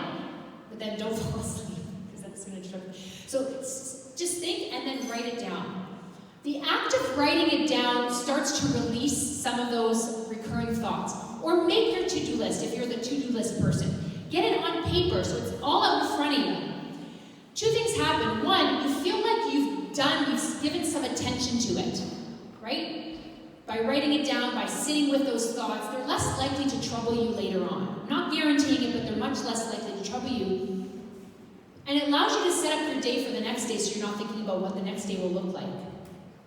And also, it's exhausting to do this, especially if it's a worry. Like journaling can be really like you might feel this sense of like, oh my gosh, now I'm tired. But you've given your brain, you've released those thoughts. It's really powerful. It sounds so simple, but it's a strategy for the hamster brain that can really make a difference. It's giving yourself that time to pause. And then after you've done that activity, then you create this wind down experience to try to now relax you. Because you might actually get a bit worked up when you release some of these things. You might feel a little bit more on edge.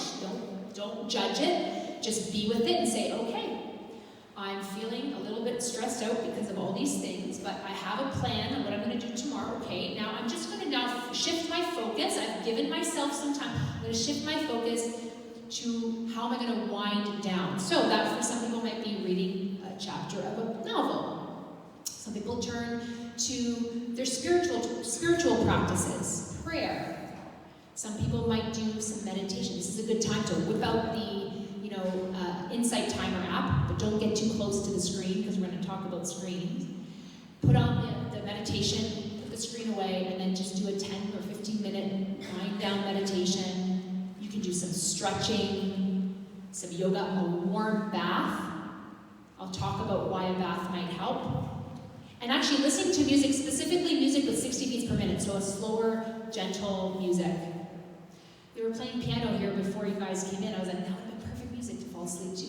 So you have to give yourself the time to do the worrying and the ruminating and the thinking, and then wind yourself down. So at least 90 minutes before bed, you also want to stop doing any activities that are stimulating. My mom, I love my mom. She's the best human being ever. But my mom has this terrible habit of doing stuff that makes her stressed out in the evening, because she finally stops. She's busybody all day long. She's out here, she's visiting here, she's at the church doing this, she's everywhere. Then she gets home, it's evening time, she makes supper, she sits down, and then she's like, oh, I have to go check to see when I have to pay my tax installments. So she goes and she looks at her and then she's stressing about these things at nighttime. So don't do any of that stuff. If you have a to-do list, leave the to-do list for the next morning when you're freshest, when your cortisol is highest, when you're going to be the most productive. Because you can't do any of that stuff at nighttime anyways. I guess online banking you can, but you just stop anything that would cause you to feel stimulated at least 90 minutes before your set bedtime. And start your wind down at least an hour before your set bedtime. You have to give yourself time. You can't wind down in 5 minutes. You want to ease into it and wind down nice and slowly. Light. Remember, the biggest factor in you turning your melatonin on is darkness. But what do we do now in North America? This was great in caveman time, right? You'd be busy doing your stuff during the day, and then nighttime would come. You'd have a bit of fire, and then the fire would go out, and go to bed with the stars. But now, thanks to the Industrial Revolution, we can have light literally 24/7. And the light that is most impactful for stimulating cortisol and suppressing melatonin is the same light that is emitted through the LED or blue light. Those wavelengths are the most stimulating for our brain to release cortisol and to inhibit melatonin. So that's pretty much every screen you can possibly hold. And what do? Do we hold the screen like this far away? We're like this, right? Constantly looking at this in the evening time is directly disrupting. I don't have any nice way to say that. The screen's gotta be put away at least 2 hours before bed.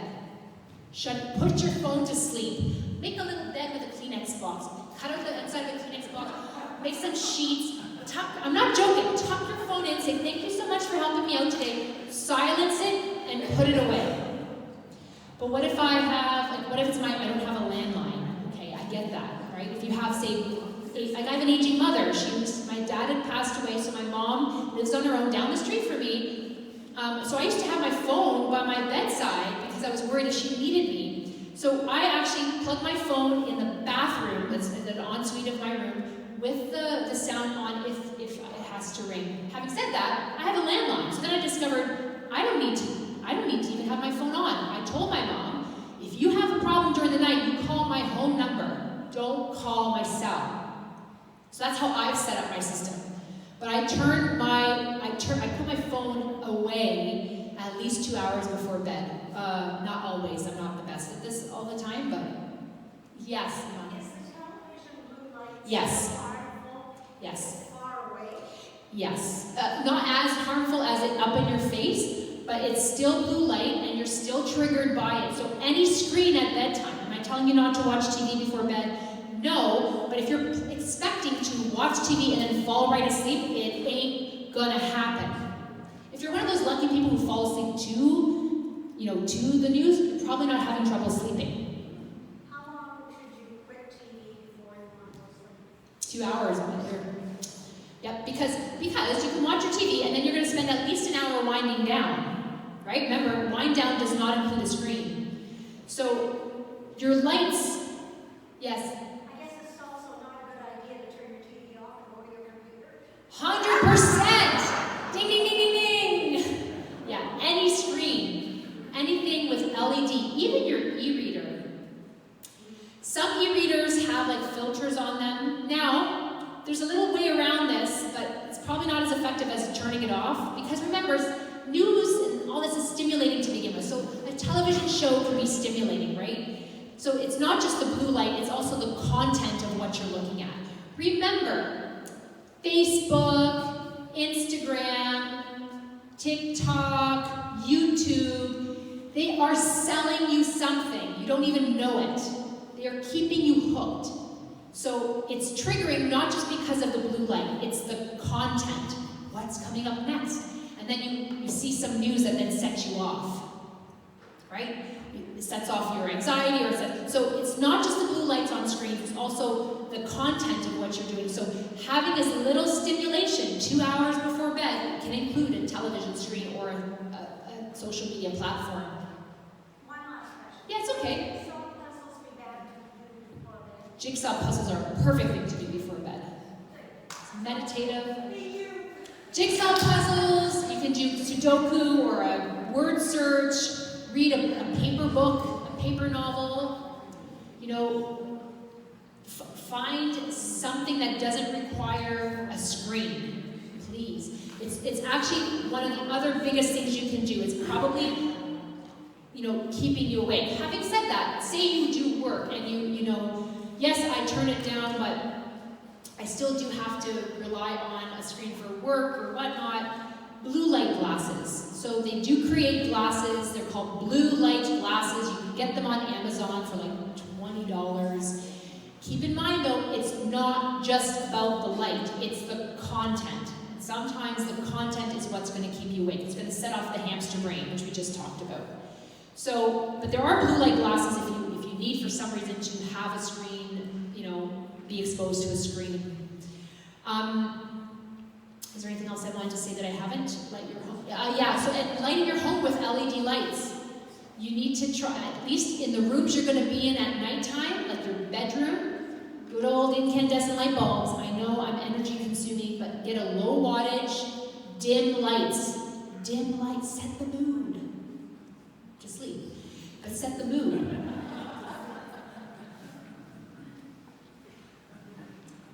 Okay, environment. So that's preparation, and we're moving on to environment. How can you set up your space to sleep? Your bedroom. Keep your bedroom as a space for sleep and sex only. No watching movies. So if you have a TV in your room, I would actually physically get it out of your room. If you have trouble sleeping.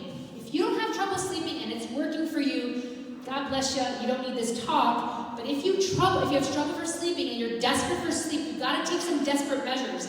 And that for me means just try moving the TV out of your room or covering it with a blanket for now until you can force yourself not to watch it. Don't eat in your room. Don't do work in your room. Don't work out in your room.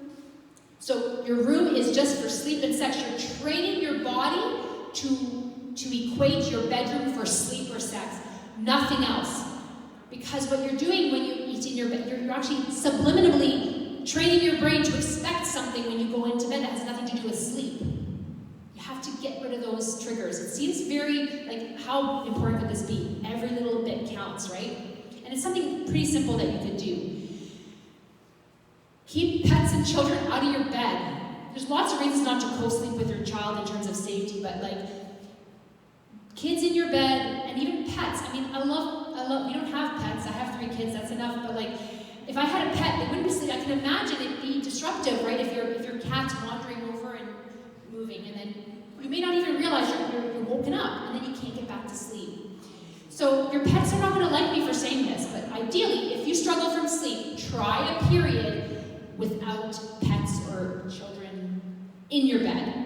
Obviously, your door's open if you have a young child, like if you need mommy, I'm here. Don't lock the door. But pets can wake you up, and so can definitely children. Okay, this is also important. Turn your thermostat down. Remember I talked about that for you to be able to sleep deeply, your body has to drop. It has to drop 2 to 3 degrees Fahrenheit. So you need to help with that. So what are some ways you can do that? 1, set your external temperature. The ideal, when they studied this, the ideal temperature is 65 degrees Fahrenheit or 18.3 degrees Celsius. That seems a bit chilly, especially in the winter. But this is to optimize your sleep. Put on your blankets, it's okay. But give yourself the ability to have external coolness so that you're allowing your body to dissipate heat.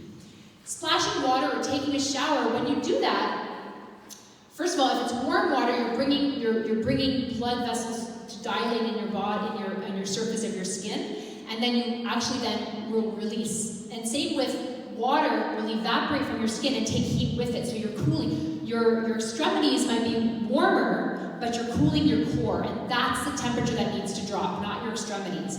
So that's why you can put on warm socks, because the more you warm your feet, you're drawing blood to that area, you're dissipating the heat, and you're cooling your internal core. Make sure your room is completely dark.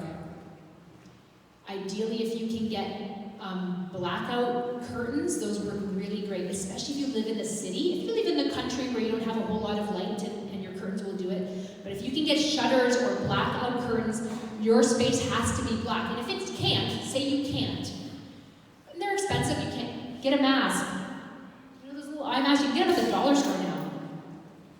You gotta have blackness, because darkness will trigger more surge of melatonin. That's also why you want to keep screens out of your room. No screens in your room. No screens in your room. Keep your room quiet, but for some people, quiet is not a good thing. I'm one of those people. I hate the silence of, like, at nighttime. I hate the silence. I like silence during the day, but at nighttime, silence is not comforting for me, and for most people, it's not. So I encourage, for those of you who aren't comforted by, or you have ringing in your ears is another issue, white noise. You can purchase on Amazon for as cheap as $20, white noise machine. You just play it and it plays this kind of sound. Shh. It blocks out all external noises, and it's comforting. When we were in the womb, we were not. It's so funny. Babies come out, and we're like tiptoeing around them. It's all quiet, and then they don't sleep. We're like, why are they sleeping? Because we're like, this is eerie. I'm used to hearing the placenta, and now you've thrust me into silence. What am I supposed to do with that? Right? We are rooted to hear that kind of. We're comforted. It triggers comfort centers in our brain for babies. I can't see why it wouldn't help us. But if you like silence, if you're one of those people who like to be bathed in silence, earplugs would work well. I am not one of those people. I think white noise is like the best thing. And thankfully my husband does too, so we have white noise. When we're away, we will have on our phone, again, we may keep the phone on the other side of the room, but we have a white noise plugged in, and there's white noise apps. When I'm on call, like try finishing a C-section, like I do surgical call, right? So I'm on call to help a surgeon. High stress situation, baby comes out and you're trying to wind down to sleep. Even someone who can sleep standing up might take a minute. I always have white noise or meditation, and that just gets me right down. So white noise, surround sound might actually help you. And then timing. So we talked about prep, we talked about environment, on timing. Is there a best time to sleep? It actually depends on your genetic makeup. So some of us are wired to be night owls, meaning we are meant to stay up later. We have a hard time, falling asleep naturally. Our circadian rhythm is more like 24.2 hours.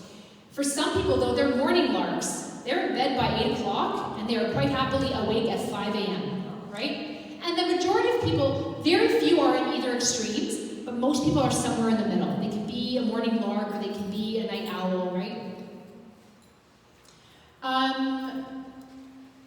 REM and non-REM sleep.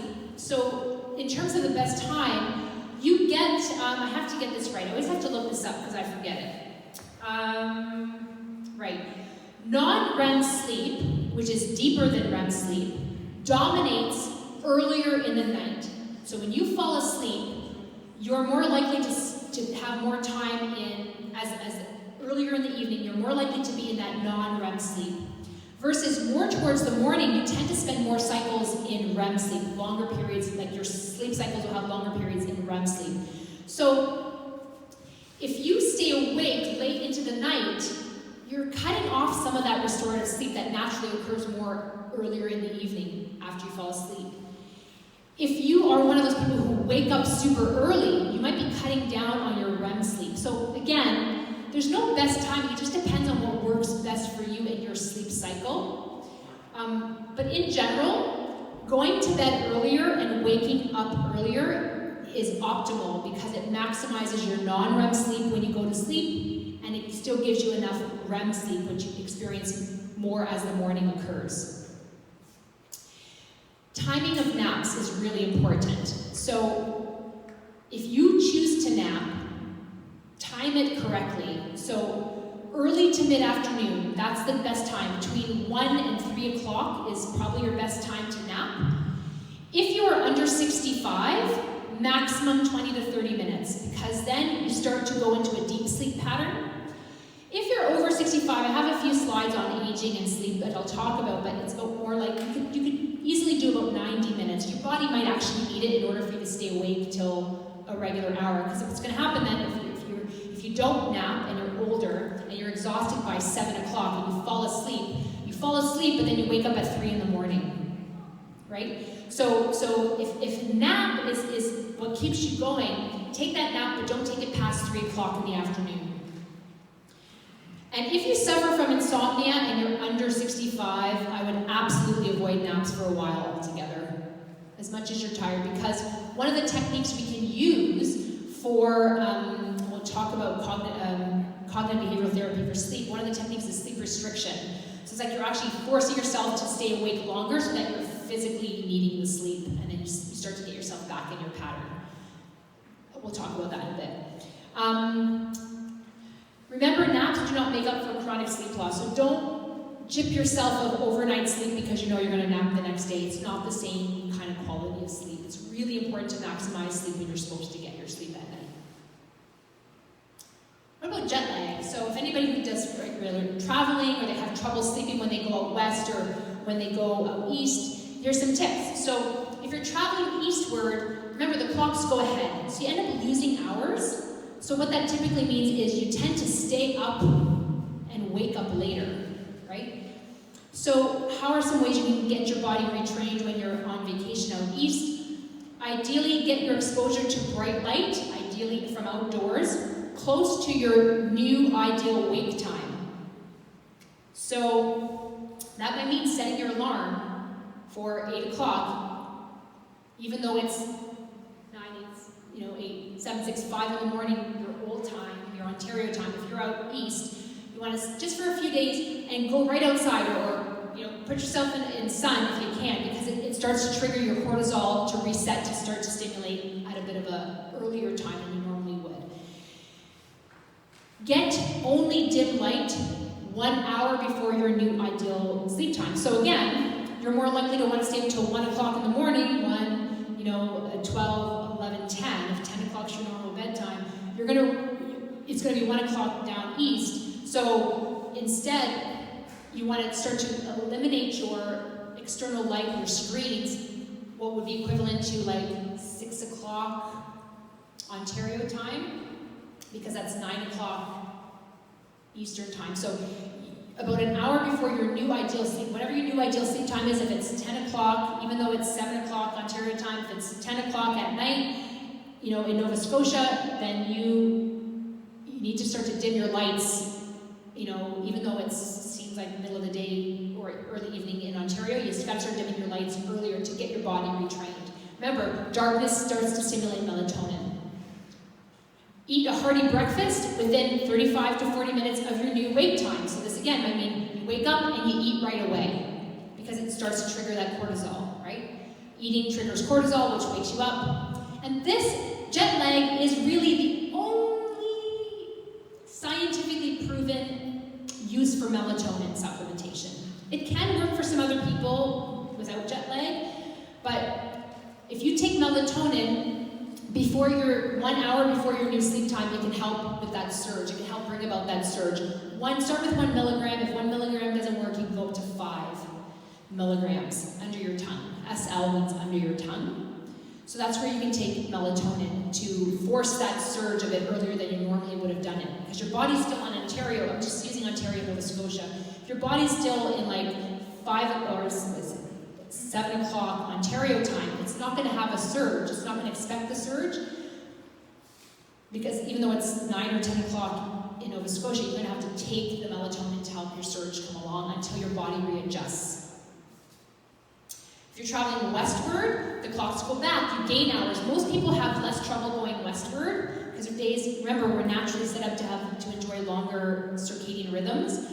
But you tend to fall asleep earlier and wake up earlier. So in this state, you want to get late afternoon or early evening bright light to keep you awake a bit longer. And then you want to avoid dim light exposure until 1 hour before your new sleep time. And if you're used to getting up and eating right away, you want to delay so say you're getting up, usually what happens, you get up at like 4 in the morning, you're out west, and you're like, oh, it's supposed to be 7 o'clock, you're in BC, it's supposed to be 7 o'clock, you're wide awake, it's 4 in the morning, eat a breakfast right away, don't eat breakfast, you delay your breakfast. If you're used to getting up and eating, don't eat breakfast, do some kind of relaxing meditation or something that's relaxing to tell your brain, oh, no, it's not time yet, it's not time.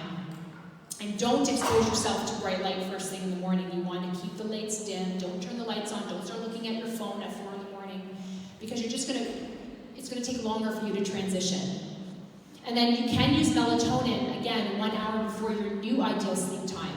So if you're trying to stay awake later, then you might want to take your melatonin to give it some time to kick in, 1 to 5 milligrams. Okay, if you are a shift worker and you have problems falling asleep the next day, here are some tips. 1, as you approach the end of your overnight shift, try to put your screens away if you can. Try to avoid having all the lights bright, keep the lights dim, depends on where you work. And when you leave the building, avoid exposing yourself to bright morning sunlight because you're just going to trigger your cortisol and you're not going to be able to take any sleep. So wear darks, like really dark shaded. Like those ones they give to people who have cataracts, like the darkest lens you can, as long as you can see through them. And wear them from your workplace to your home, and then inside your home, keep all the curtains closed so you can try to get yourself a few hours of sleep in the morning. Blackout blinds will work well, or use those eye masks. I would use white noise in this circumstance to block. I would shut your phones off. If you have a landline, I would just take the phone off the hook, let it go beep, beep, beep, beep, beep, and then it eventually stops. You don't want to have any disruptions. And then I would eat a light, complex carb, something like an oatmeal or an overnight oats, about 2 to 3 hours before the end of your shift. The reason is, yes, it might trigger you to stay a bit awake for a while, but it's less likely for you to become hungry in the morning, and then that keeps you awake because now it's 7 o'clock and you're hungry because you haven't eaten anything. So have a light snack so that you can skirt the hunger for a few hours and allow yourself to sleep when you get home. And if your mind is racing from your shift, a guided meditation. So this also works really well for your wind down. I was talking about meditation to some of you for sleep. Insight Timer, that's the app that I talked about last week. It has meditations on them for sleep. They are about 60 plus minutes. Some of them are just music, but some of them are guided. Now, I just told you not to have screens in your room, so how do you get around this? This is where I would invest in a pair of those AirPods. So you can have your device in another part of your, so in your ensuite bathroom plugged in, and then you're wearing these AirPods, you're not connected to your phone. And then that's the beauty of, or any Bluetooth, it doesn't have to be AirPods, it can be any Bluetooth, and then you're listening to a meditation to wind you down. Meditations are great because they are telling you how to relax. They guide you through the process so your brain doesn't have a chance to do the spinny thing again. Okay, so meditations are very good after a shift as well.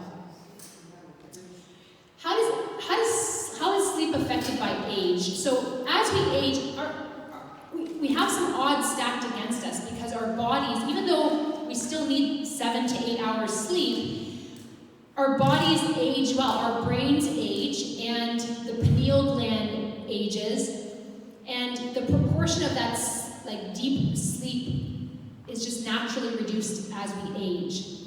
And we spend more time as we age in light sleep, which means you can get awoken a little bit easier. And this can lead to increased awakenings from very few things, like the dog barking outside could wake you up because you're not in that deep sleep range. You're more likely also to have other conditions like lung disease, heart disease, arthritis that could disrupt your sleep. If you are one of those people who, because of said conditions, can't be as active, you're more sedentary, that's going to be another stack against you, because we know exercise helps promote sleep. Melatonin production is stable. It's pretty consistent if you're doing all the right things until you're about 40. After 40, your body will naturally produce less melatonin.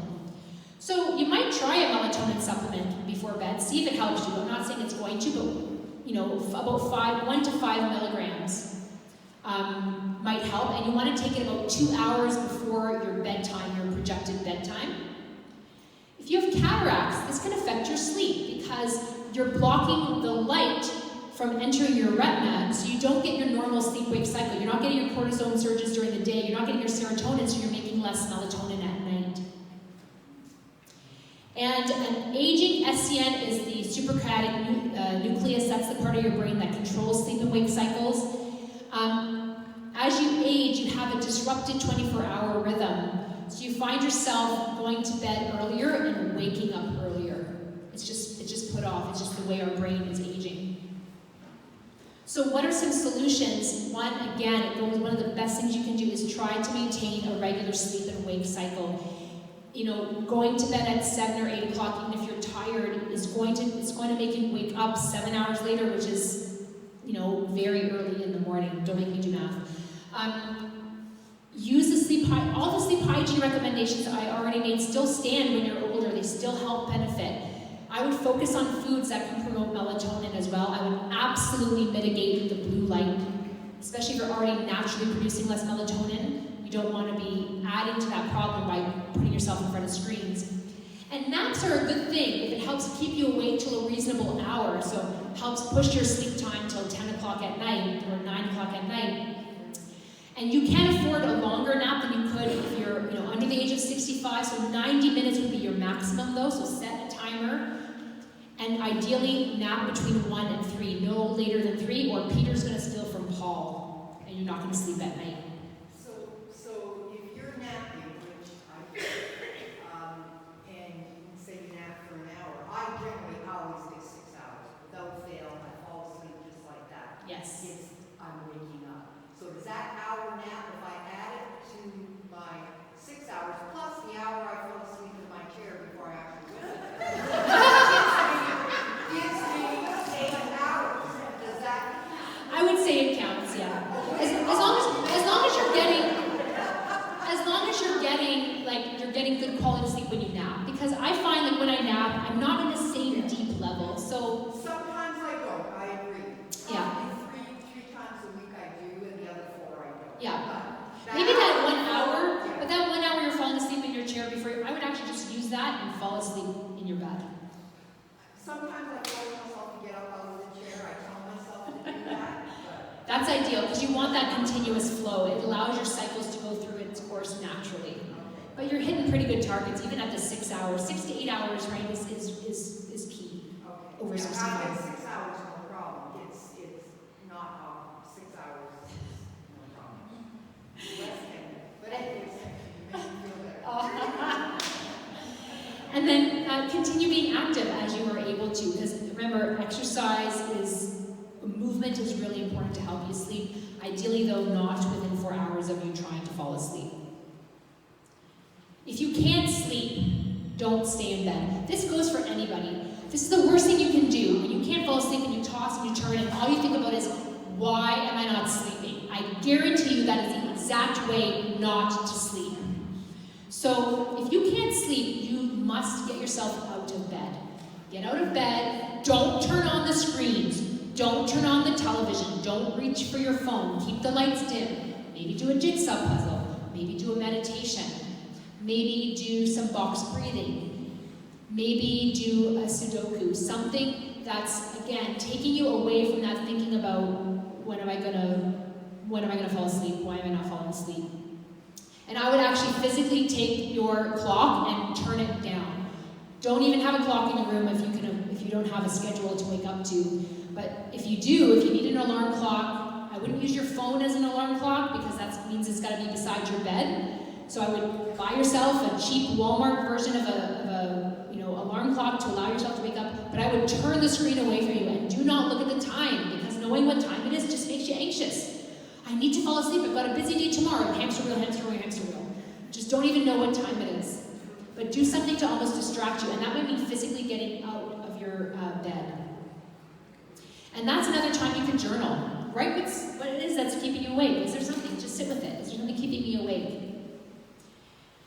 And focus on relaxation instead of stressing about how much sleep you're not getting. Because that honestly will just keep you awake. So you didn't get enough sleep. Just don't judge it. Just say, I'm not sleeping right now. What can I do right now to help me relax?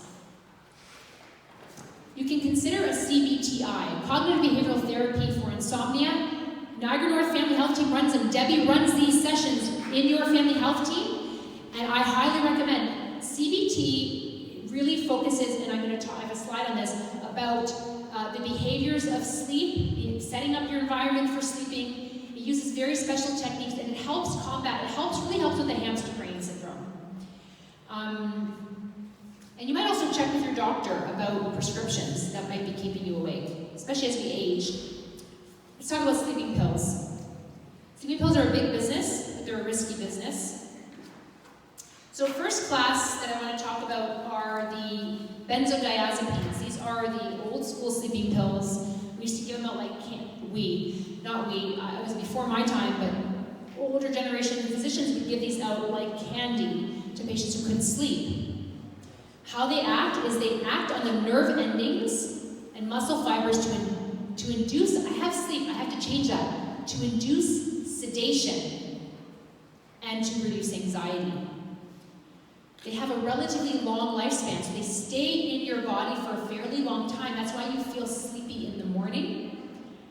And you get addicted to these because they're dulling a lot of your nerve fibers. After 3 weeks, just 3 weeks of use, you can actually become dependent. But the reason we have a problem with them is that studies are very clear, they show harm. You have almost 5% increased risk of death if you use benzodiazepines chronically. And in terms of road accidents, you have 40% increased risk of a car accident if you're taking benzodiazepines regularly. And and this is another big issue, because you're never getting sleep with benzos, you're getting sedation. You're not getting into those deep sleep patterns that help your cognition. The studies are very clear now. You have up to a 51% increased risk of Alzheimer's disease if you are using benzos more than 3 months. That's why if you have taken benzos and your doctor is so adamant about trying to get it off, it's actually because of these things. Increased risk of death, increased risk of accidents and falls, and increased risk of dementia. Having said this, if you are on one of these medications, do not stop them cold turkey. It's a shock to your system if you've been on them for years. speak to your doctor, and they will walk you through a process of weaning them down very slowly. That's how you're meant if you've been on them for a long time. The other class of, oh, that's not supposed to be there. Ooh, how do I move this? Pardon me for a second. It's the same message as before, so I'm just going to delete this so we can see this. Okay. So the other class are the hypnotics. So these are things like zopiclone is a big one.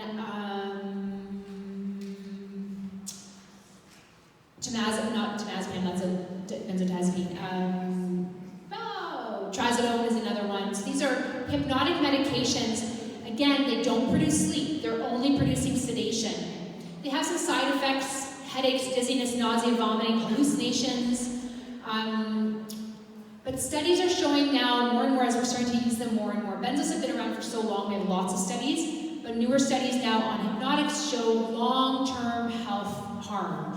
So if you're taking more or 132 doses per year, so you're taking a hypnotic every 2 to 3 days, you have a 35% increased risk of cancer because you're sedated, you're not getting yourself into the deep reparative restorative sleep. And you have a 5-fold jump in risk of death, of dying from anything. Even if you're taking them regularly. If you're taking them sparingly, as little as 18 doses per year, the studies, this sounds so harsh, but like the studies are clear, you're more likely to die unexpectedly for a number of causes compared to those who've never taken them. What about Benadryl or Tylenol, like PM? So they looked at this. Again, it's a crutch. We want to focus on behaviors, right? That's what lifestyle medicine is all about, is to see what you can do so that you're leaning on these medications less and less. And there is some harm over a 10-year period. This study was out of JAMA, a very prestigious internal medicine journal, 2015. It's over a 10-year period. People who regularly took the amount of diphenhydramine, which is what's found in Benadryl, or 2 extra-strength Tylenol PMs, roughly once a week, or 2, were at a significantly increased risk for dementia. And people who took these drugs once every 3 days or more, your risk actually more significantly rose, up to 54%. So these are medications that are, you're so welcome. I know I'm talking too much. Thank you so much for coming. So bottom line on sleeping pills, these medications have risks, long-term and short-term. They have side effects. It doesn't mean you can never use them. I have used them, but I tend to use them for short-term. Because if you've gotten your body clock into this rhythm, or if you're used to shift work and all of a sudden you're shifting your shift work from days to nights, it's sometimes really hard to shift your clock. So I would use these for short-term. For the maximum, maybe a week, maximum. And I'd say only use it if you're really struggling with your sleep, to reset that pattern of clock, especially if you're forcing yourself to stay up during the night and then all of a sudden you're supposed to be sleeping during the day. That's when I could use a sleeping pill for short term. Anything long term is considered beyond 28 days. You could also, before I even tried those kind of meds, I would give melatonin a try. It has the most evidence in jet lag, but for some people, it works great. It might be placebo effect, but who cares? If it's working, it's not harmful to take melatonin at the prescribed dose, 1 to 5 milligrams. But the real question is, why am I not sleeping? That's the key that you want to address. And what we're going to address, and the way you address it is CBT. I mentioned CBT already. These are courses that you can take. These are evidence-based. The studies are clear that CBT, when done through programs, actually is as effective, if not more effective, long-term for solving sleep problems compared to medications. And this gets you to sleep, not to sedation. That's what's also really important here. Okay? It's not a quick fix because it's changing habits. It's focused on changing beliefs and thought patterns around sleep and habits around sleep. But as this study, quoted, CBTI is effective for treating insomnia when compared with medications, and its effects may be more durable, which means they last a long time. And the nice thing is there's no side effects or long-term health outcomes from them. So the different tools they use, and I won't go into these, are things like they teach you relaxation therapy. Stimulus control means associating your bedroom with sleep. A lot of people actually get anxiety because they haven't slept, so it's almost like traumatizing for them to go to bed. They just worry about going out and I have to go to sleep. And so CBT focuses on how to dissociate those fears from your bedroom, and it reestablishes this healthy relationship so that stimulus, when you go into your bed, you're stimulated to sleep, not to get anxious. So it works on that. They have different activities that they do. Sleep restriction is actually causing you to, forcing you to stay awake. Even though you're tired at 10 o'clock at night, they make you stay awake till 11. So you deprive yourself in the short term of sleep, but then it actually makes you fall asleep. So you deprive yourself for 3 or 4 or 5 nights in a row, and then you're so tired that you actually fall asleep, like I do, standing up. So it gets you back into a pattern. And then cognitive behavioral therapy. Cognitive therapy actually focuses on those thoughts, those thought patterns that keep us awake, often rooted in anxiety, sometimes rooted in trauma or bad occurrences that have happened in our past. So some resources, these are all in the resource page that I'm sending to you. Yes? What about cannabis? Yeah, I don't know too much about cannabis. So cannabis is one of those drugs, for some people it works great. For some people though, it stimulates them. I honestly don't have a lot of information on cannabis or CBD oil as well. I know that that's sometimes what people use. But I also say, well, how long can you take cannabis for without maybe seeing an effect? And that's why I like to focus first on behavior, and then if you have to use cannabis, you're using the smallest amount. I'm not saying it's bad for you, I just don't know the information, but thank you for bringing that up, because I know some people do use that to sleep. I take cannabis for pain. Yes, They have no THC one. right. Not harmful, it's just like taking mineral water. That's right, yeah, CBD oil. And I talked to the doctor about it, and she says as long as you're sticking to like 1 milliliter Yeah, once a day, yes. no problem, that works good. It has quite a bit more evidence for pain. So if pain is keeping you up, then 100% like CBD might actually help you because it's helping your pain. I don't know how much evidence there is about it actually working for sleep, but having said that, I haven't dug into that evidence. It's just not something that, again, maybe functional physicians do that. I'm more focused on lifestyle, so that's where I slant my information around what you can do as opposed to relying on something to bring it to you. Well, I find it does help me sometimes for sleep too. Sure. So I'll be there. Yep, that's great. So these are some resources and some apps. They are all on the resource page, and I think that, are you all sleeping? I do want to say again, thank you so much for this journey together. I value that you have taken the time out of your busy schedules to come and spend some time with me. I hope you've learned something. Are there any questions? I know you all, I'm keeping you, well, it's 4 o'clock, oh my goodness.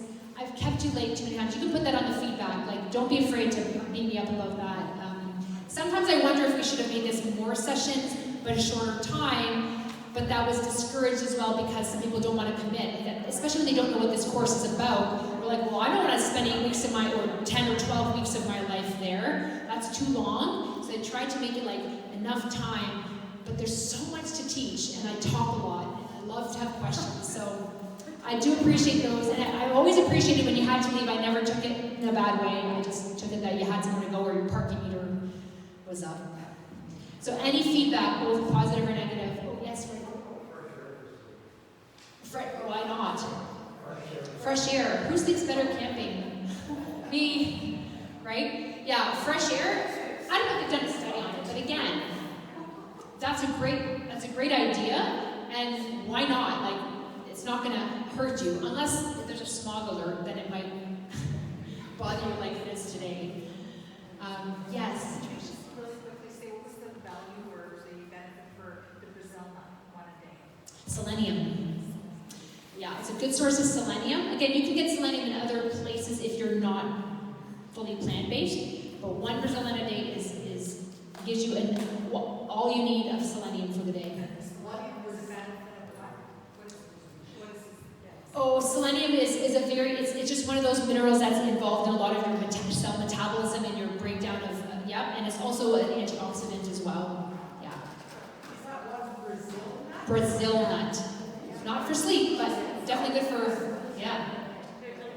But don't have a whole handful because you can actually, they're so rich in selenium you can get selenosis, like the opposite. So, not good. Any other questions? I don't have a question, but I do want to say thank you. I enjoyed this. I'm so happy.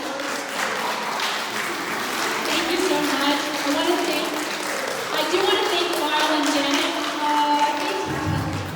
I want to thank Lyle and Janet for dedicating their time. I know that you've had informal conversations with them. They have shared some great things with us as well, and just being there as a pillar. Maybe someday one of you will be, joining Lyle and Janet as my, if I run another group, as like, hey, I'm a success story. This is what I learned.